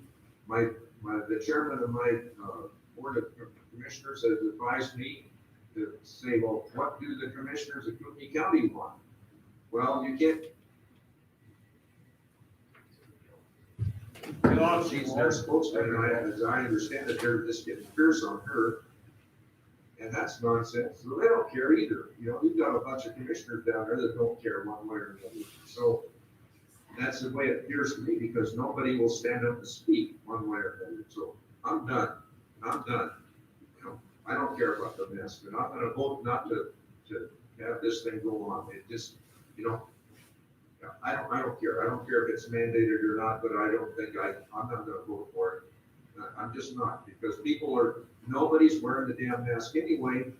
All they are is just thumbing their nose at us and looking, you know, it's nonsense. And so it's about over. You know, people are dying, and they're going to keep dying, and they're going to keep catching this stuff, and they're going to keep giving it to one another right along until there's a vaccine for it. And then there's going to be how many people won't wear a mask? Same people that aren't going to get vaccinated. So what's that going to be? Are you going to have a government thing like we did for smallpox? No, I doubt it.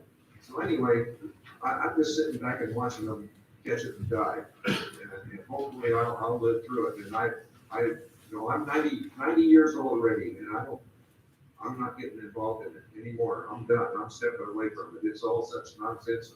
I've heard all kinds of people there with all kinds of education and all kinds of this, that, and the other thing, on and on and on and on, and I don't know where they stand exactly. I think they just don't care.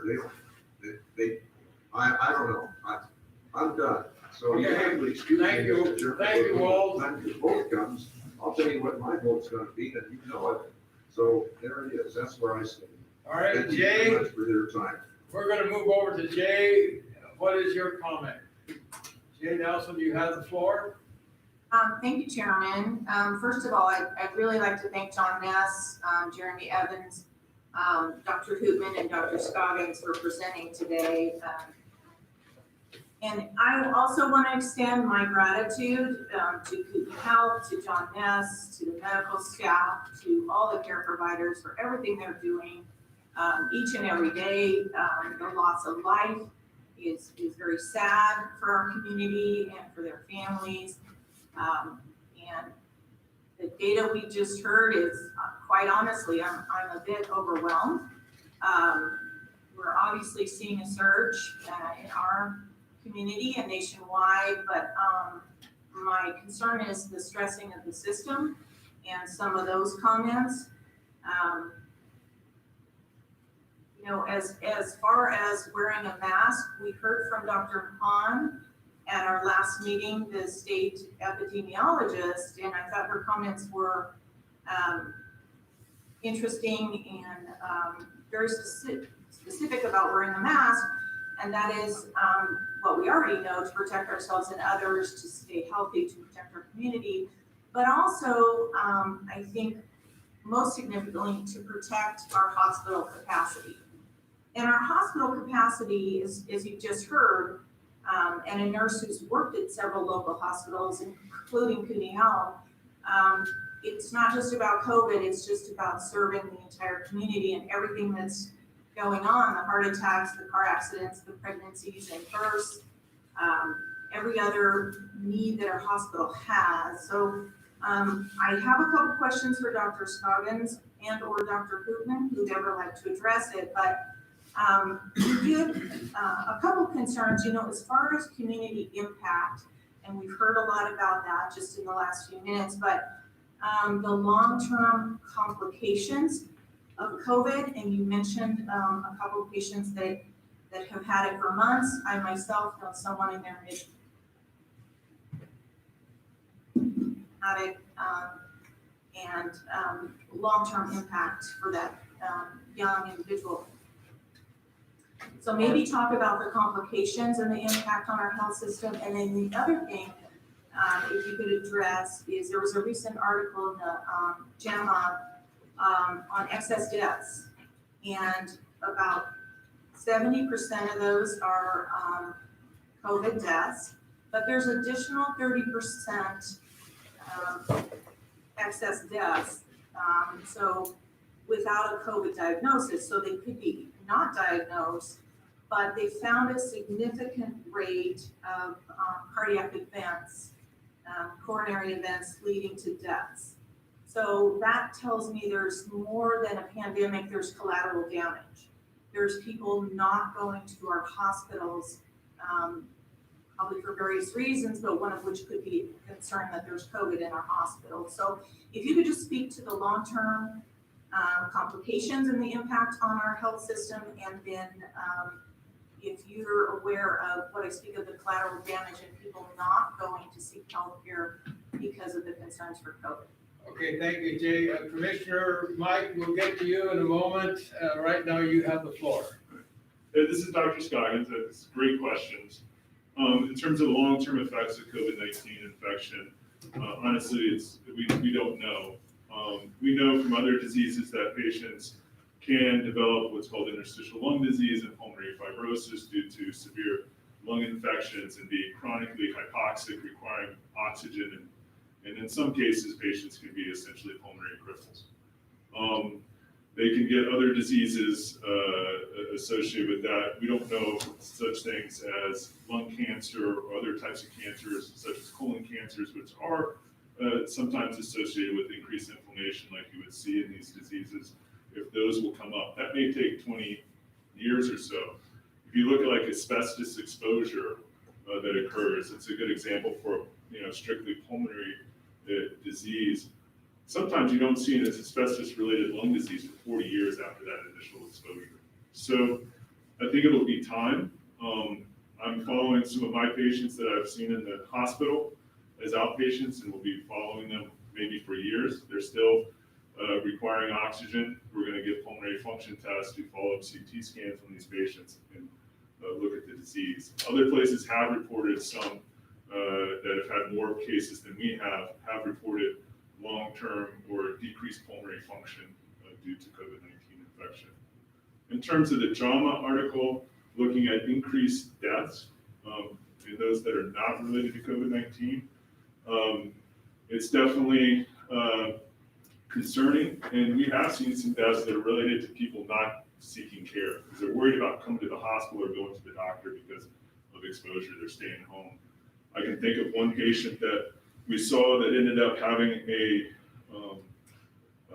positive stress test for his heart and did not get follow-up care, did not get seen like we normally would for something like that. Didn't schedule his follow-up with the cardiologist and get his cardiac cath, and came into our hospital in cardiac arrest and died. So that could explain some of these deaths, people not going to get the regular care. We've definitely seen a decrease in the number of patients coming in to get their colon cancer screenings. And so we'll see what happens with that.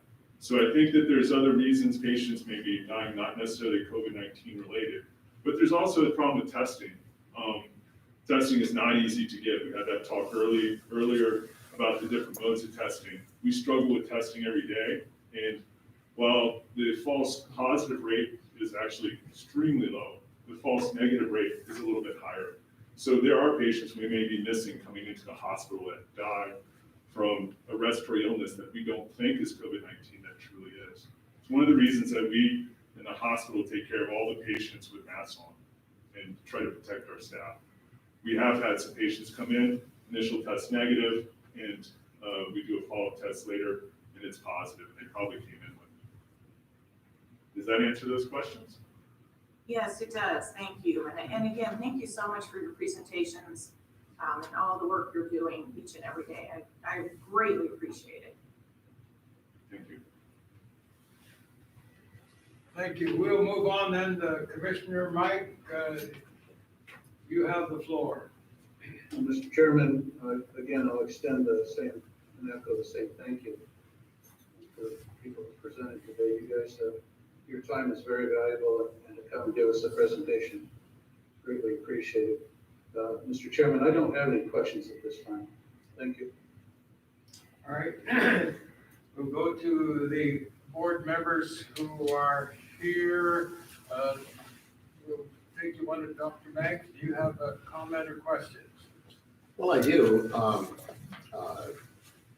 want to echo the sentiments that other people have said here. We appreciate your efforts.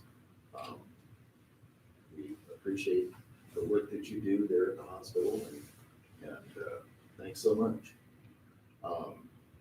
I think that the diagnosis may be a little incorrect, as you believe that the positives are correct and that there are false negatives. Personally, I think just exactly the opposite, based upon a whole lot of evidence.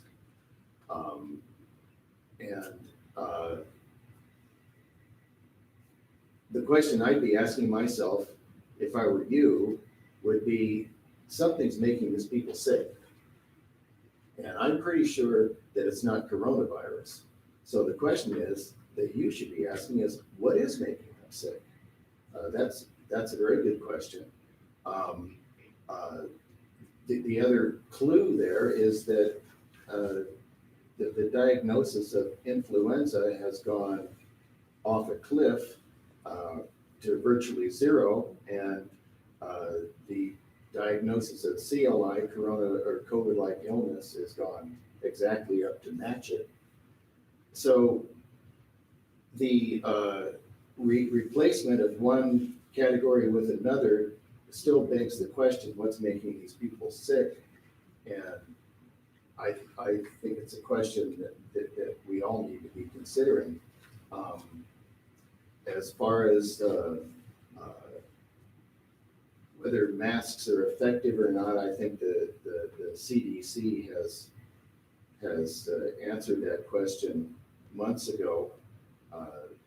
I'll perhaps get to that later, but at least in their studies with influenza, which is a similar type of respiratory illness, in fact, quite similar, so similar in fact that in the southern hemisphere, they have almost no cases of influenza now, but exactly huge numbers of what they call corona-like illness, CLI, has replaced the diagnosis.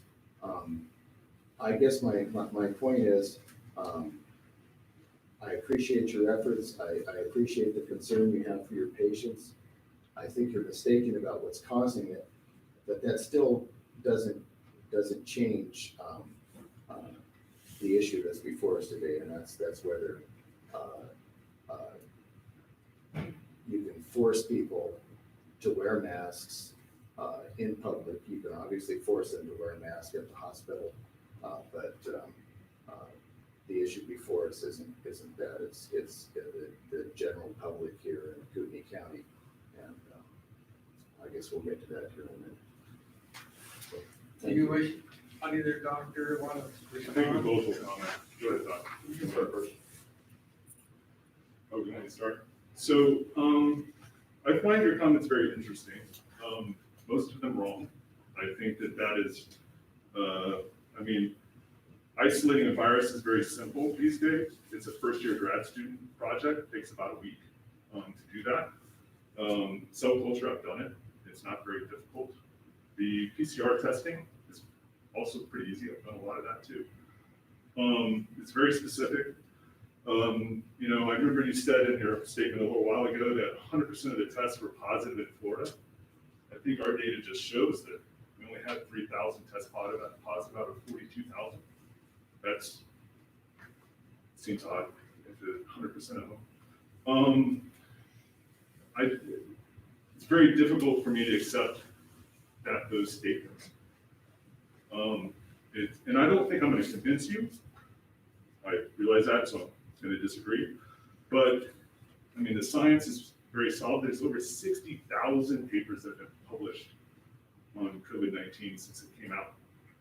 And I'll tell you that I've read a lot of them, not all. That's a lot of reading. And there's some good papers. There's also a lot of bad papers. There's a lot of misinformation that has been put out in the public that we see on social media, that we see in the papers, that we see from different sources. I think it's very difficult to interpret. I think it takes a lot of experience to know what's going on. I think that we really need to be careful of what we say, especially when you're in a position on a board like this, and make those statements. So I think the PCR testing that we're doing is good. I think it's very specific and sensitive. It's been shown by multiple groups to do that. I think that if we want to go through the testing, and you know, we obviously don't have the ability here to culture the virus. You have to have a BL3 lab to do that. It wouldn't be that hard to do that. So I think that what we need to focus on is how do we protect our community. I think leadership is a really hard thing to do. I get to be a leader of a bunch of doctors. I'm the med staff president-elect. Very difficult position to be in. It's hard to tell people things they don't want to hear. And Dr. Hu and myself, John and Jeremy came here today. We really wanted to let you all know what we're dealing with and the truth of what's going on. This virus is real. And it is killing people in our community. And not just those with COVID-19. If we run out of the facilities to take care of the patients, the resources, we're going to be in trouble. Doctor, you have the floor. This is Todd Newman again. I actually can't echo that any better, with one short exception, which is the graph that Jeremy showed us with the uptick and spike in cases in June and July, followed by a decline, or a valley, so to speak, with now a recurrence. You can correct me if I'm wrong, Chairman, but Your first vote for masking occurred on what date? I think about the 23rd of July. Correct. And shortly thereafter, we saw an appropriate decline. Now, why are we seeing an increase again? I think we're seeing it because people are not following, they're fatigued, and we've gotten a little bit lax. I can't echo any further what he says. He and I are on the same page. We always will be. But that graph speaks volumes to me for what happened with your vote and how the community responded, but unfortunately, how our community is responding again. Thank you. Okay, moving on, Glenn, you have the floor if you wish. Mr. Chairman, thank you. Gentlemen, excellent presentation, and I appreciate your perspective. It's very valuable information, things that I wasn't aware of in a lot of ways. So thank you for the valuable information. My concern is that we are mandating something that people should have the freedom, and that's my perspective, is the civil liberty based on good information on what we can do to stop the spread of the COVID. And I can see that masks and social distancing and some of these other things can be effective means of slowing the transmission. I do have a genuine concern that we are, because of the numbers, that your ability to treat the individuals has decreased. And yeah, if there's something we can do to help slow it, to decrease the demand on your staff and your personnel and your beds, that would be something very valuable. So it gives me a lot of food for thought. Thank you. All right, Dr. McLaughlin. I would likewise thank all my friends for coming and helping everybody have a more clear vision. I would summarize by saying we are in trouble. And it's much more than statistics represented out there with the graphs. And it's much more than mortality. It's about morbidity. Morbidity in our world of physicians is about being ill. We have many layers of illness in this community right now. And the layers are multiplying. And the layers are uncertain. We do know that we are immersed in misinformation. And we have a plethora of strong research that confirms that we are identifying a disease that's causing an illness. There's a mystery. We have plenty of evidence that young people, much younger than 60, are being affected. We have plenty of evidence of multi-systems, brain, kidneys, heart, blood vessels, micro blood vessels. We have plenty of evidence. We need to be aware of misinformation. And we have maxed out all three of our metrics. And we need to stay on course. And so certainly I believe that masks work. There's plenty of evidence. Look at the statistics in the hospital. These physicians and nurses cannot physically distance. They need to see patients. Wearing masks, gloves, gowns. Look at the incidence of illness. It's very low statistically. And so it works. And there's plenty of evidence that if communities all pitch in and wash their hands, stay apart, and wear masks, it's effective. We are surrounded by every state in the nation of Canada, which are requiring masking. And I believe that the state of Idaho, due to the governor who's given us the responsibility to do what we can do, we need to step up and we need to stay the course. It's come down to the Board of Health for these districts because governor has decided not to mandate, and our mayors, and our Department of Health and Welfare. So where the buck stops? So I'm strongly in favor of persisting, staying the course and reviewing it every month and see where we are. And we'll get to learn, and hopefully we can see success over time. Thanks.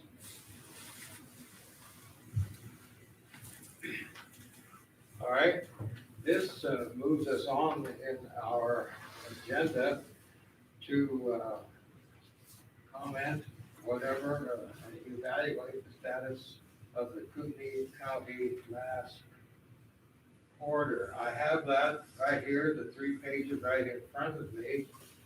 And my comment is that when this was originally passed on the 23rd day of July, most of the complaints we had against wearing masks were dealt with on page 2 of this document that gave the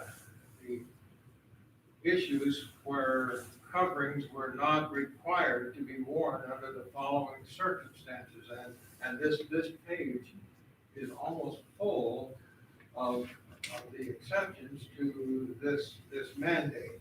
And the folks who were complaining at that date, I checked in on it as closely as I could. Most of those people would have been excused from wearing a mask even under this document here on the second page. Just an observation of mine.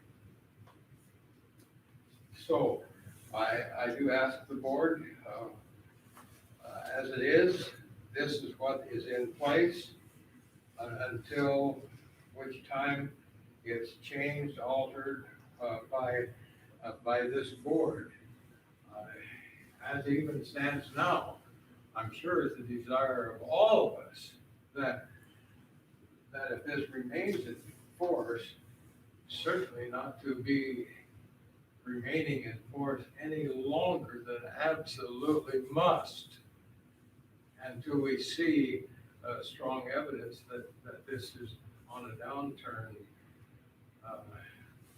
Interestingly enough, I have kept tab of letters, and the letters I have received in regards to this mandate, the letters are in favor of the mask mandate far exceed the letters that are negative toward this mandate.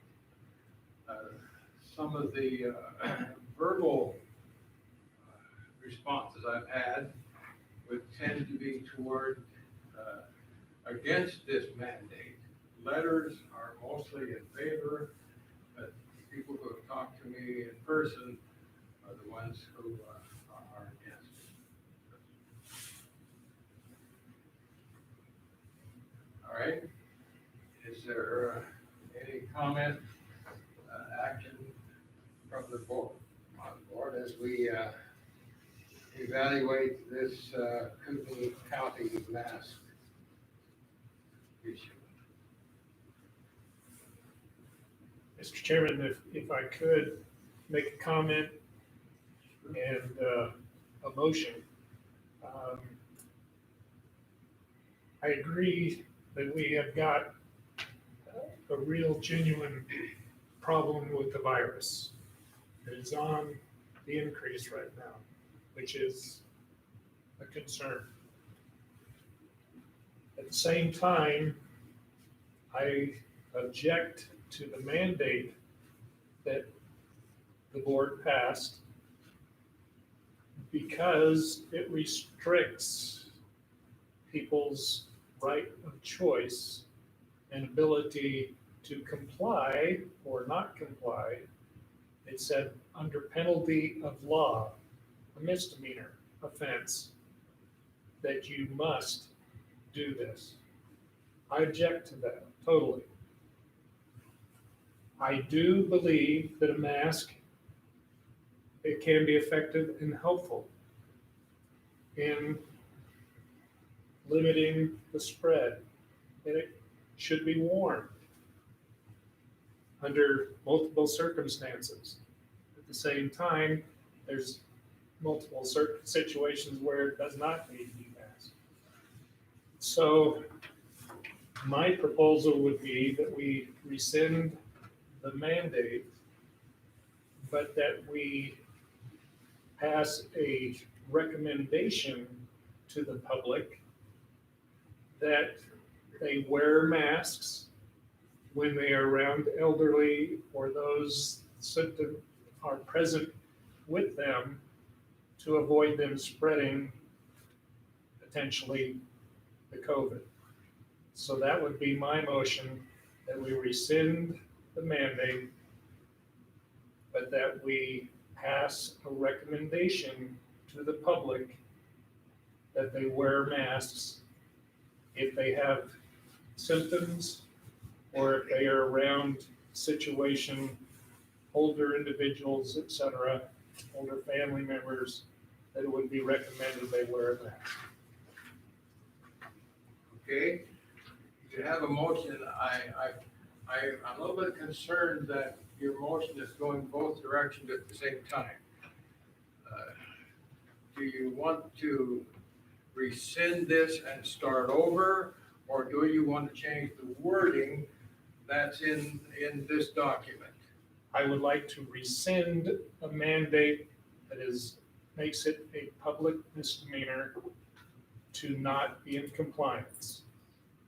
I would like to then propose that we make a recommendation that people wear masks under certain situations and for public health, but it's not a mandate, it's a recommendation. Okay, do you have that written down? No. That's where we run into the problem. I'm kind of there. Mr. Chairman, Yes. just to remind the board, we do have a recommendation that was put in place on 8th July at a special meeting that speaks to what we were speaking about today. Would you like to put it? Do we have a copy of that? Yes, we do. We could review that and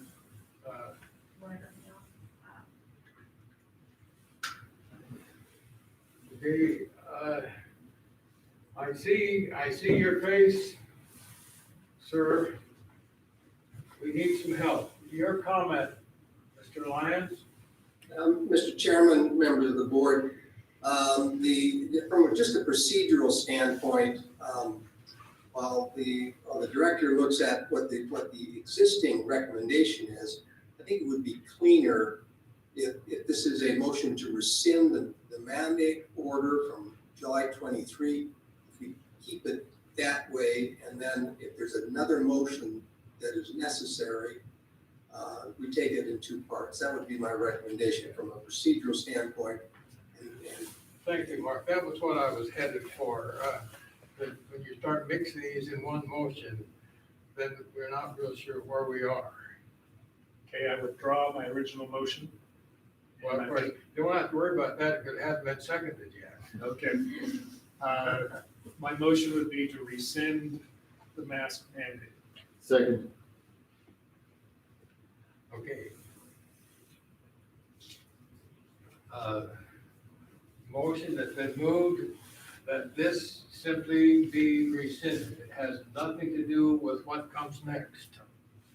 Just so we understand that. All right, we have a motion and a second, and we are now open for discussion of the motion. Mr. Chairman, Yes. I have said from the beginning that there is no evidence that we're preventing the spread of a respiratory illness via a mask mandate. In support of that, I would like to read a quick paragraph from World Health Organization sponsored article that was published by the Centers for Disease Control and Prevention in their Emerging Infectious Disease Journal volume 26, number 5, May of 2020. Here's the abstract. There were 3 influenza pandemics in the 20th century, and there have so far, and one so far in the 21st century. Local, national, and international health authorities regularly update their plans for mitigating the next influenza pandemic in light of the latest available evidence on the effectiveness of various control measures in reducing transmissions. Here, we review the evidence based on the effectiveness of non-pharmaceutical personal protective measures and environmental hygiene measures in non-healthcare settings and discuss their potential inclusion in pandemic plans. Although mechanistic studies support the potential effect of hand hygiene or face masks, evidence from 14 randomized controlled trials of these measures did not support a substantial effect on transmission of laboratory confirmed influenza. We similarly found limited evidence on the effectiveness of improved hygiene and environmental cleaning. We identified several major knowledge gaps requiring further research, most fundamentally an improved characterization of the modes of person-to-person transmission. Now, in plain English, they said that they could find no evidence that masks actually worked in randomized controlled trials. They went on to express their surprise at the results because, like a lot of people who anecdotally accept the idea that masks work, in fact, they could find no reason that they did. In their discussion, they said, we did not find evidence that surgical type face masks are effective in reducing laboratory confirmed influenza transmission. Mind you, this was at a time when, this was what, 4 months ago now, when coronavirus was still being discovered, and its transmission was either it was going to kill millions or whatever. But this article came out to basically discuss whether masks were effective. In any case, they found that they had no positive effect when worn by infected persons, that is to say, source control, or by persons in the general community to reduce their susceptibility. However, as with hand hygiene, face masks might be able to reduce the transmission of other infections and therefore might have value in an influenza pandemic when healthcare resources are stretched. Okay, so that was number 1. Recently, the CDC came out with another study, and it was tracking the positive cases of coronavirus, COVID-19. And 70% of the cases were found to occur in people who wore masks all the time. 3% of the new cases were among those who didn't wear masks at all. So, again, the numbers do not support masking.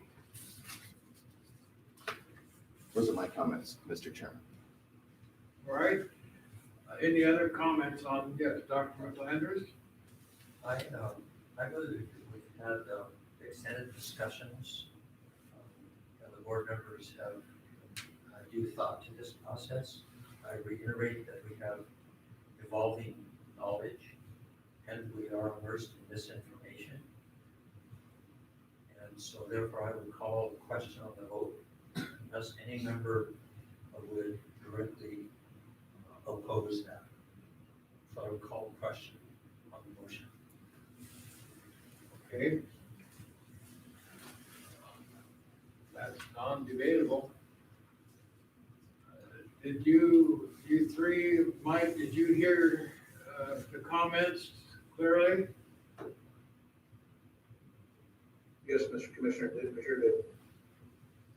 All right, Mr. Kirby, did you hear the comments clearly? Yes. Jay Nelson, did you hear the comments clearly? I did. All right, as I understand it, a yes vote on this motion rescinds this document straight across the board. My only reminder is that we, at this point, we don't have anything to replace this with. And without another motion, there isn't anything to replace this with, as I understand it. But yet, you've indicated that you would like to see something that replaces this. The question is, how do we get that into a votable motion at this meeting? We had the recommendation, the prior recommendation that we can review. That would be a good starting point. But at this time, we need to deal with the issue at hand. Okay, but right now, voting on this motion has nothing to do with the July 8th, or whatever the date is on the other issue. All right, are you ready to vote? A yes vote eliminates this document. A no vote says this document stands as is. And because of the very nature of the motion and because of the way we're dispersed around the county, I will call for a roll call vote on this. And a yes eliminates this, a no leaves it in force. All right, let's start with our voting. Commissioner Mike Fitzgerald, what is your vote? My vote is yes. Jay Nelson, your vote? No. Walt Kirby, your vote? Yes. Dr. McClandris, your vote? No.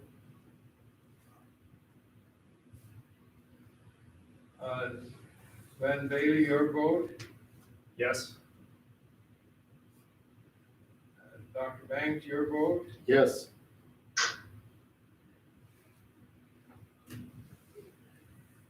My vote will not change the outcome, but my vote would be no for the record. So I cannot change the outcome.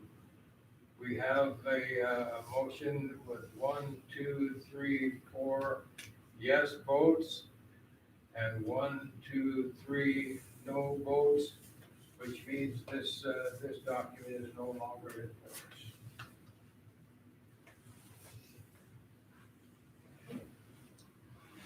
Mr. Chairman, I would like to make another motion. Yes, you have the floor. Actually, before I make the motion, could we review the recommendation from July? Mr. Chairman, Jill, if you would pull the, or Jared, if you could please pull the 8th July, it's on the overdrive. And I would, Mr. Chairman, if I could ask counsel, I would assume that is still in effect since it was never rescinded. Thank you, gentlemen. Thank you.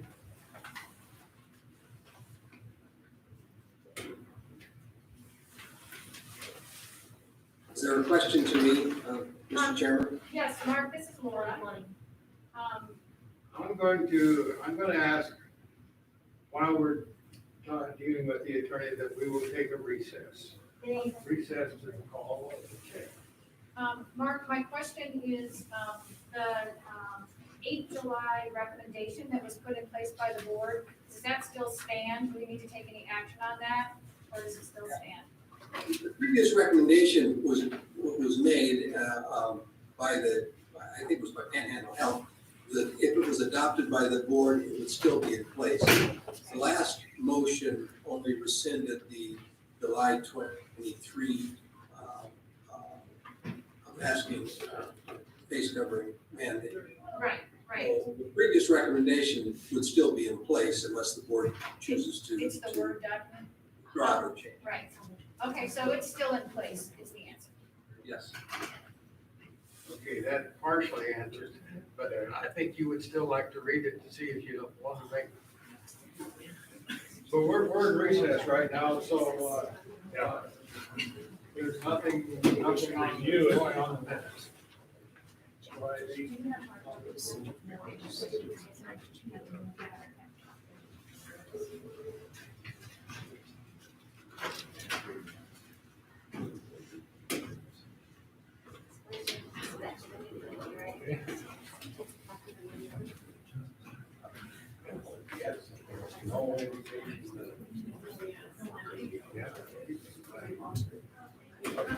Okay.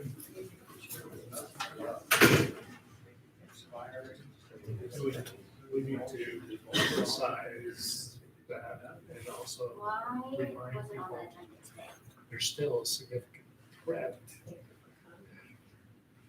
according to our medical staff, medical center and other recommendations, but I think this test is intended.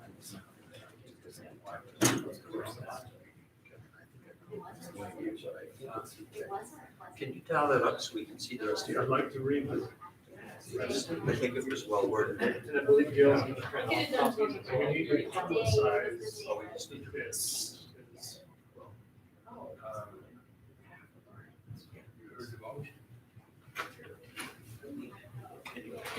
There we go, yeah.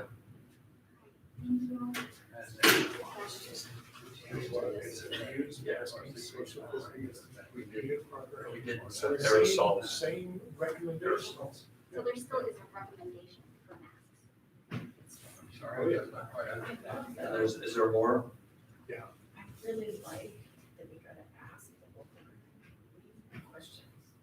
Make sure all indoor gatherings, yeah, it's the same conditions, And that's, but it's not under penalty. Is that it? At the bottom of it?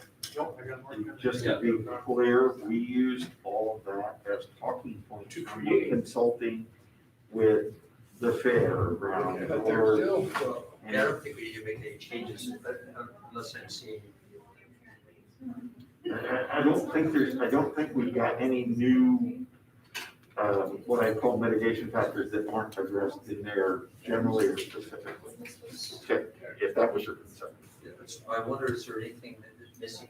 I don't think so. I'll look through it one more time just to make sure, but it's pretty inclusive. I think it's inclusive of all the guidance that we give regularly based on everything that the CDC is telling us, so. So we just make a motion to, I would make a motion that reconfirm. yes, This. yes. Republish it or? How about, I think the proper term might be, we have to check the part, but ratify. You ratify the previous Yeah, because it's recommendation, already been. because I believe you folks already considered it. It's So still. that you ratify it and reconfirm it. Okay. That might be your motion. You ratify it, reconfirm. Yeah. Recommendation. Okay. Can I make this? You just talked about that. Yeah, I just wanted to. I just wanted to come out. So,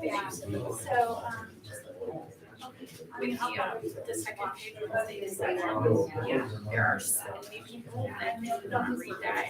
businesses that went off all of those stuff. So I'm really glad that you brought that up. If you want, I'm just saying, yeah, you might want to have it easier to read one, just because I've encountered when they were making those exceptions from it. That's the frustrating part about it. Well, they're gonna kick us out towards the end too, because they're gonna talk about it.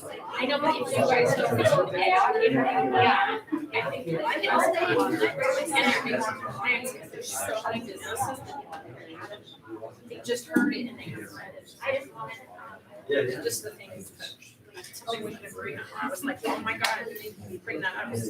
I'll go into stores and I'm like, have you read the whole thing? No, I'm like, well, it says. So is it okay if, like, are you up on your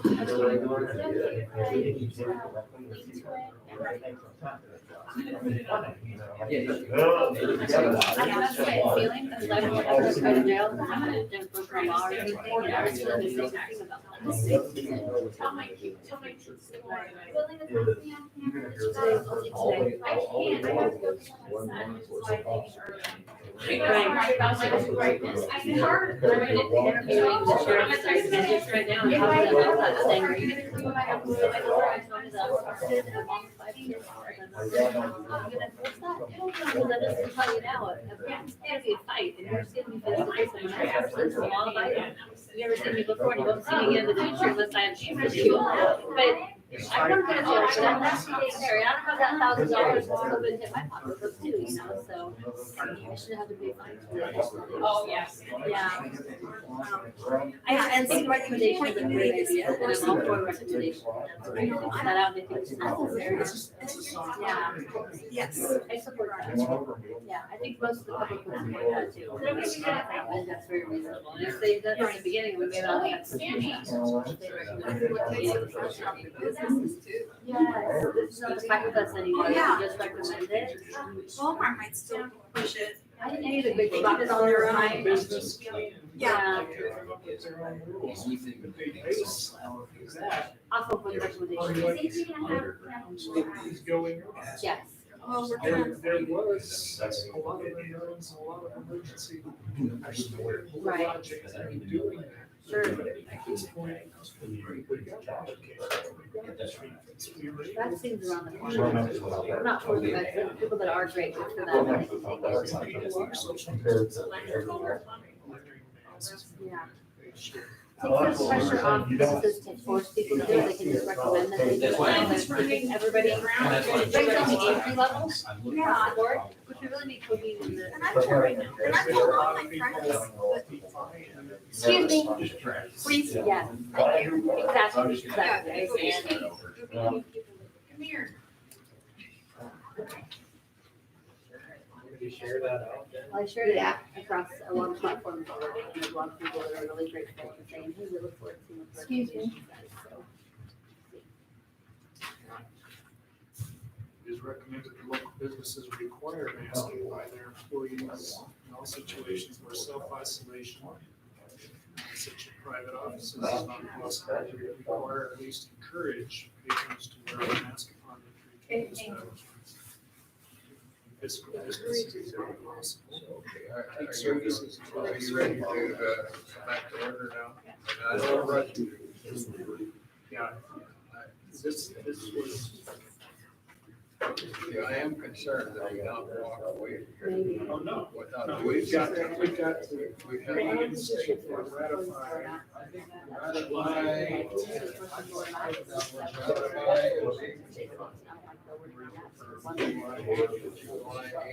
We can encourage them if they want to, absolutely.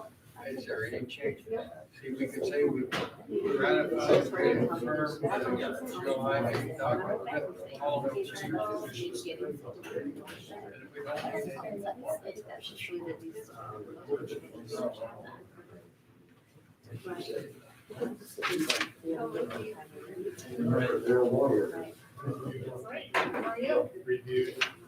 I don't like this part. You're required. Right, that's one of my questions was, I have a question that you can ask.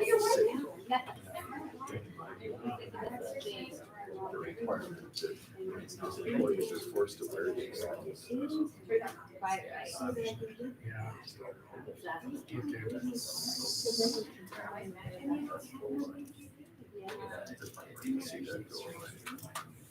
Thank you for the indulgence. Any post recorder would consider this. There you go. I'm not gonna play poker. That's an excellent choice.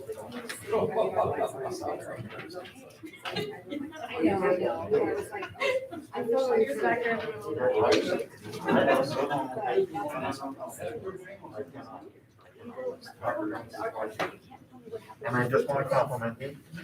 I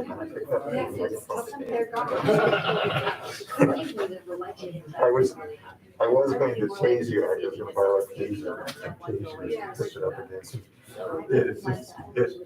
It's so Well, that wouldn't delicate. get very nice. No, I don't want to yell at you, that would be improper. That would be way worse than tasers. I was just gonna tell you that we were having a discussion. Don't make those decisions. Yeah, but that was And then the conversation progressed. This is the analogy to this is what Parliament is like the British police stop or yell stop more loudly. I didn't like the idea that you could put someone in jail for a year. And fine them $1,000. Yeah.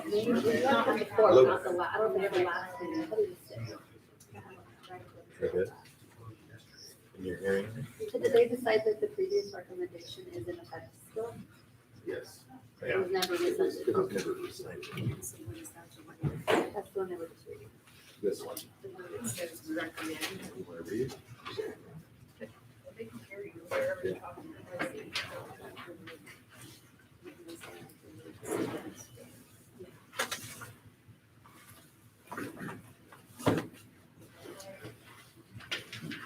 Are we ready to come back to order?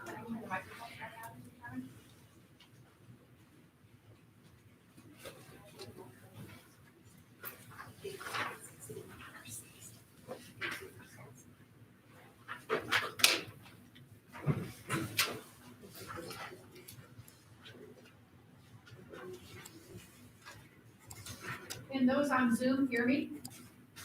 I can now. Okay. All right. Joe, are you ready? Yeah. Mr. Chairman, I did receive a text from council, and I think he might have something to say. Okay, let's call the meeting back to order. All right, we are back in order, and I will offer the floor to our council, Mr. Lyons.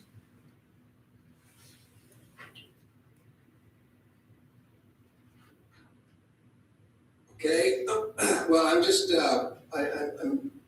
I can't read the whole position statement, and it's been a while since I've looked at it. And I think it's up for the board to look at this, and as I understand from Mr. Bailey, wanted to make a motion to reiterate perhaps the July 8th Panhandle Health District position statement. Yes, regarding masking, hygiene, and the other recommendations. I guess that was my question. I'm not sure where we are. Oh, okay, well, let me try to bring you up to speed then, Mark. It's my suggestion that if this is what the board, and I think Glenn is ready for a motion, with a motion here in a moment, that we ratify and reconfirm the position statement of July 8th with one following change, and that's on the second page and the third line down. I think Glenn is going to suggest. Chairman, I did just email Mark Pardon? so he does the practice.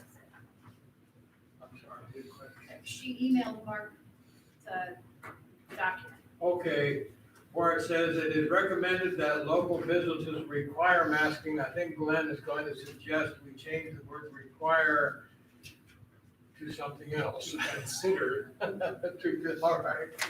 To consider requiring, no, just scratch require that local businesses consider masking by their employees. In other words, this says they require masking by all employees, which again Is there is, another word besides consider? yeah. it's over the Consider, top. yeah, It's bottom line. consider or encourage masking. So we're up against just some semantics here. If that was a motion, I second it. Well, we haven't had a motion. But we don't mind starting with seconds. All right, we are back in order, and we're also dealing with council, and I will call upon Glenn to go forth with the motion. Thank you, Chairman Thompson. At this time, I make a motion that we ratify and reconfirm the Panhandle Health District position statement dated July 8, 2020, with one modification at paragraph 9 that begins with, "It is recommended that local businesses require masking," and change the require to, "It is recommended that local businesses encourage masking by their employees versus require." Second.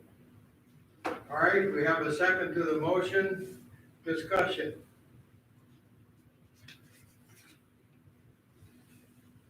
Chairman, I'm not clear on, is this recommendation, position statement still in effect?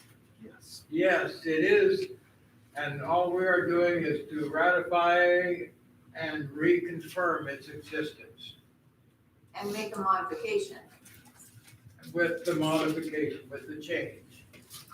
And we're open if you would like to make see other changes, this would be the time to suggest.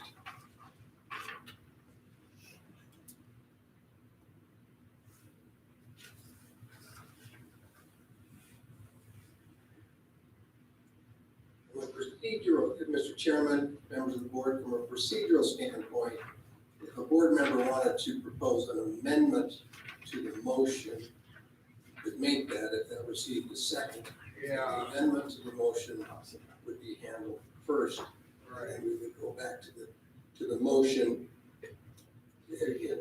We probably got a little ahead of ourselves with the motion, until we get the wording hammered out. Chairman, I would make a motion to amend the motion that the position statement be ratified as written. I'll second that. Okay.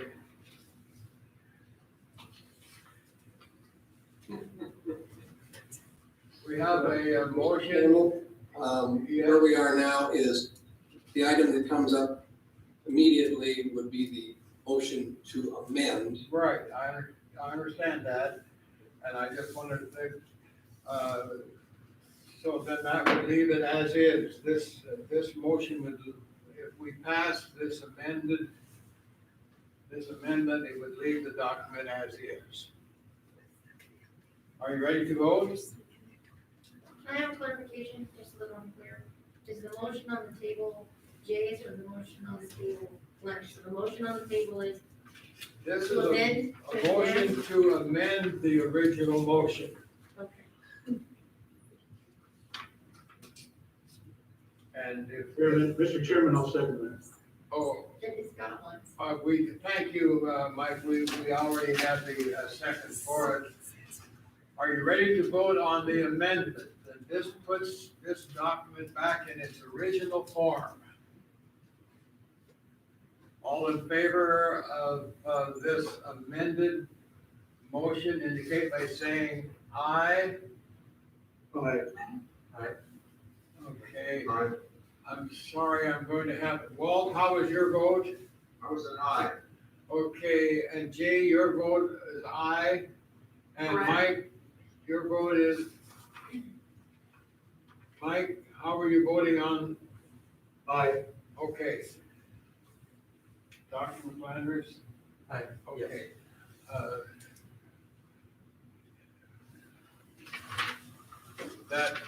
That gives 4 out of 7 voting aye, so in essence, the motion passes. So that puts it back in its original form. Now, if you still want some other wording, No, Mr. Chairman, that would be satisfactory. all right? We are back then to our original motion, which simply will say that we ratify and reconfirm the position statement of July 8, 2020. We have a motion and a second for that. All in favor of passing, Mr. Chairman, maybe council could weigh in here, because I think procedurally, we have ratified this as is. Do we vote on the other amendment, the other motion as well? We amended the motion. yeah. No, We're it's- all, Okay. we're voting to ratify and reconfirm the document of July 8th. Okay. Okay, it's easier to do a roll call vote with you people that are out there a distance away. So, Walt, how do you vote on the original motion?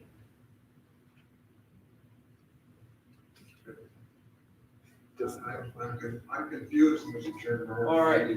This motion is to ratify and reconfirm this July 8th document as is, without any changes.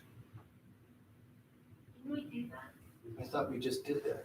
Chairman, I already voted on that.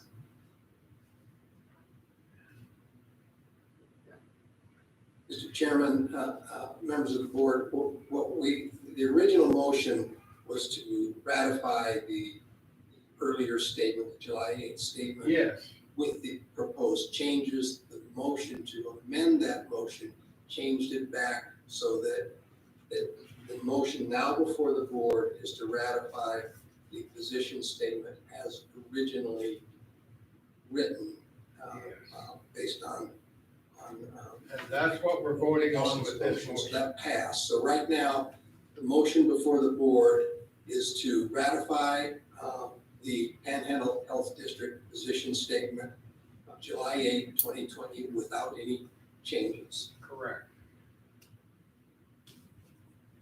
And I'm calling for a roll call vote, so I make sure I get all the votes. And I started with Walt. How was your vote on this motion, Walt? Mr. Chairman, this is the same thing that got me in some deep crap last time, as being here, is that we were voting on things that nobody really was certain for sure what they were voting on. And it's just difficult to get this straightened out in my mind.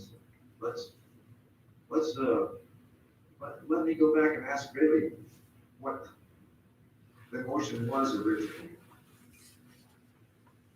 Or how did we get onto this ratifying and doing the July 8th thing? And the last time I heard, not really, but the last thing that was stuck in there was that Bailey made a motion to do away with that particular statement, I think.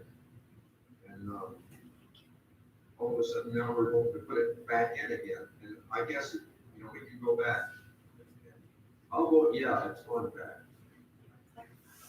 Okay. Mr. Chairman, can I clarify to Walt? Go ahead. Yes, Go ahead. Walt, You have access to the Panhandle Health District position statement dated July 8th. Yes, I do, I'm looking at it, here's a copy. Okay, so A have you partial had it? copy, I can't see all of it, but Okay, Jill's got it up on my computer some way. all right, Sure, Jill, could you scroll down or somebody scroll down so that Walt can review all of it? It pretty much,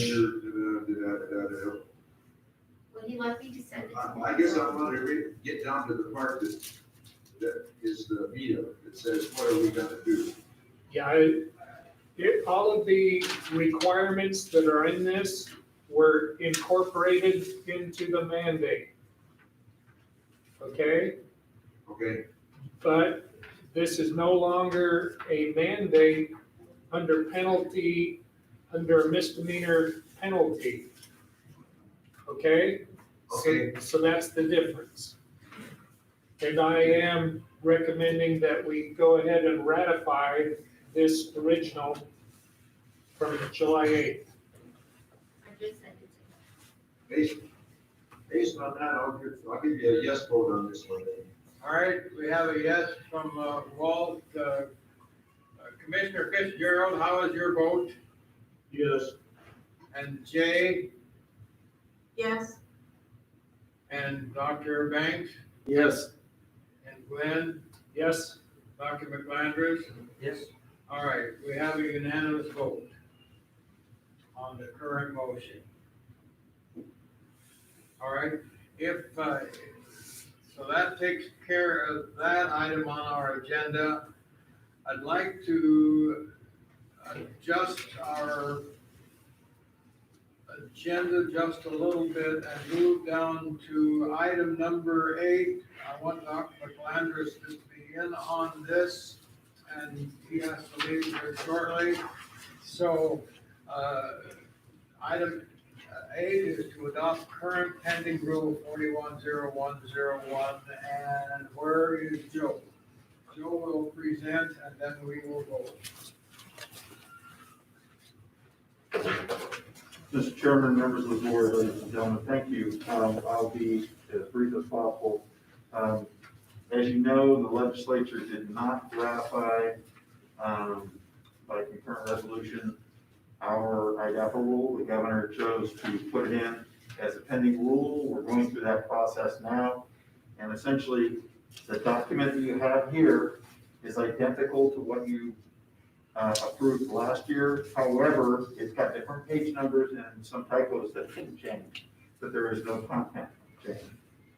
And we need your action to do this so that we can continue to have the rule move forward through the rule process to be both considered by the legislature, but if it's not approved by them, the governor would do the same thing theoretically that he did last time. So the effect would be that our rule would remain in effect. So that's the purpose of presenting.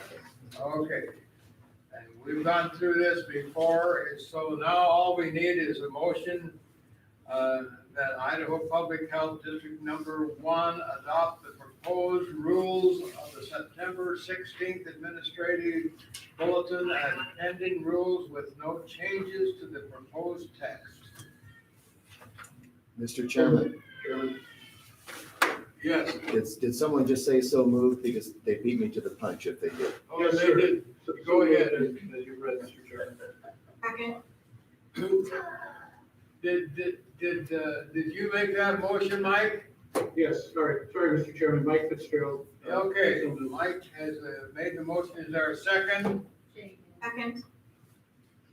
Okay, I'm going to accept Jay Nelson's second on that motion. Any discussion? Thank you. All in favor of the motion indicate by saying aye. Aye. Aye. Aye. This is something we've already done. We just have to do it again in a timely manner. So ordered. That takes care of item number 8 on the agenda. Glenn, you were down for a trustee report, but I understand there hasn't been much going on among the trustees. So say what you wish. Correct, Mr. Chairman. We do have another meeting scheduled for the 29th. And I'll participate in that to review the upcoming legislative session and see if there are any recommendations from any of the trustees. And so I'll take input from Laura and her staff between now and then and make my recommendations. Okay, thank you. Our fiscal report from Christine. Are you?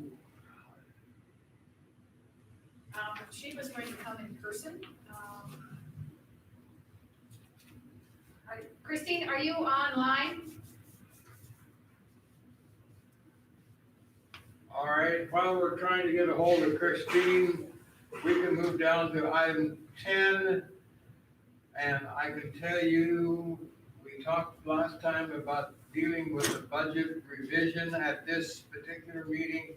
However, at this point in time, we don't have enough information to deal with this intelligently. So item number 10 will be postponed to a future meeting. Took care of that quick, didn't we? And I don't know how far away Christine is. Oh, I do now know how far she is. Christine, whenever you're ready, you have the floor. Thank you, Mr. Chairman. What do you need? I need minutes.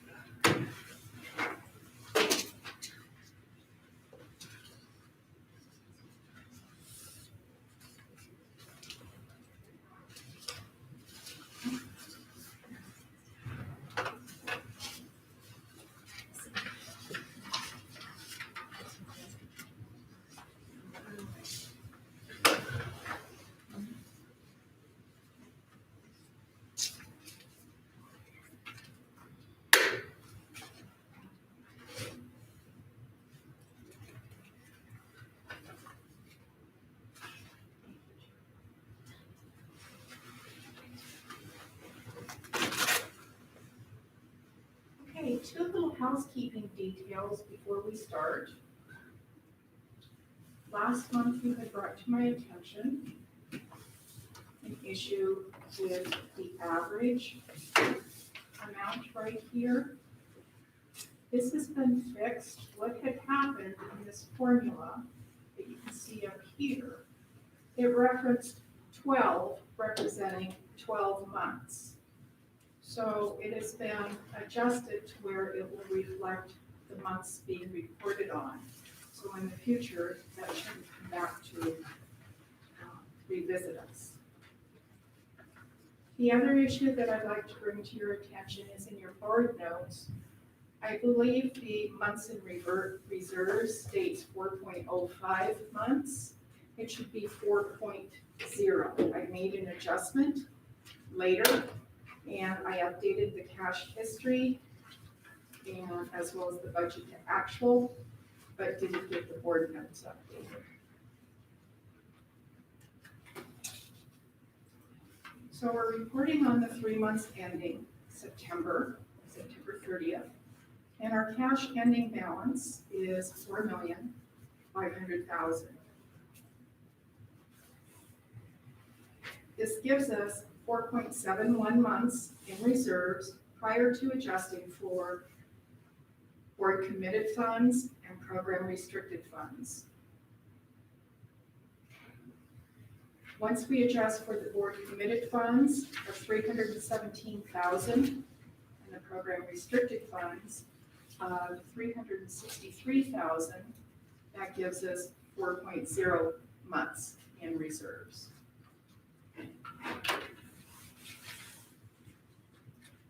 Moving on to the budget to actual.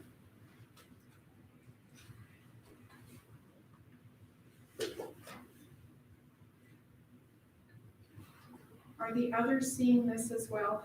Is this sharing?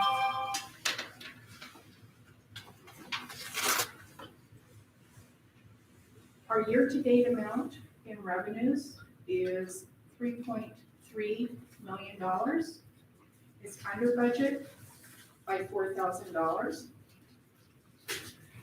The reason for the under budget is basically due to the home health revenue fees and clinical fees. As mentioned in last meeting, because of COVID, the services were very limited. Total personnel is currently over budget by $4,000. We're starting to see the impact of the COVID expense. Total operating expense, we are currently under budget by $110,000. Question? Sure. Yes. Additional personnel expense because of COVID. Can you just give me a quick thumbnail? What's that related to? Is that because we had to hire new people to? Well, yes. A lot of the existing employees would have been transferred over to the COVID response effort. So of course, there would be a wash there because their time would not be coded in their existing programs. But also we brought on about 25 new staff members to respond to that. Some of those are short-time, some are full-time. And that only costs $4,000? Well, remember there's the wash, because existing employees that, were initially responding to the event, their programs were not getting coded to. So, they weren't getting coded to home health, but they were getting coded to the COVID response. And then it was just recently that we're starting to see, remember this is for the period ending September 30th. So a lot of those new employees, we started seeing the payroll in August and September. So there's not a full 3 months in there. We won't see that yet. Right. And what we're anticipating is the potential for additional hires. We've recognized a need for potentially more EPIs. So we may see, well, we will see our payroll cost increase.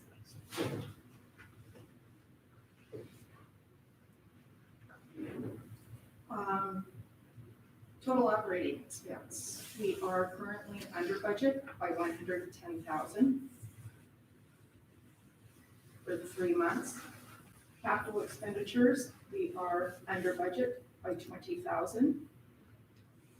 And in trustee payments, we are over budget by $39,000. Now what the $39,000 is if you recall, we've been holding about $36,000 in funds for the Governor's Trust Fund for the Institutional Controls Program. We were finally able to pay that back. So that's the reason for the large variance there.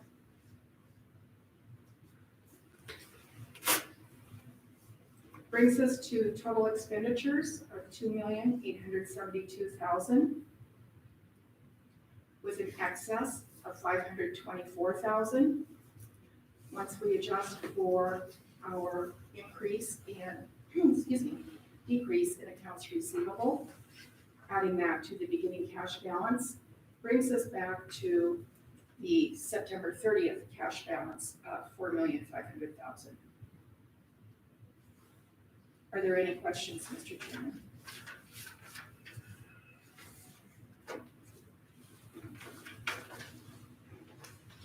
Any questions, Mr. Chairman? No, ma'am. Then that concludes my board report. Okay.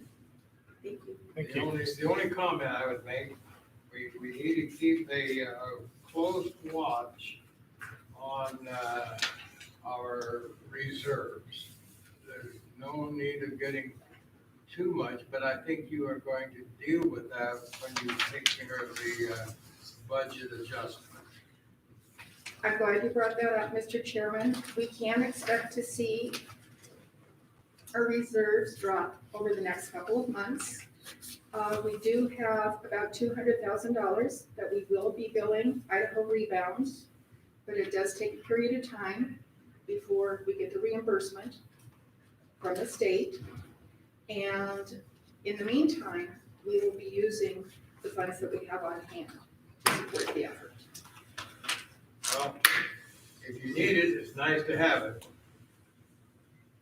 Thank you. You're welcome.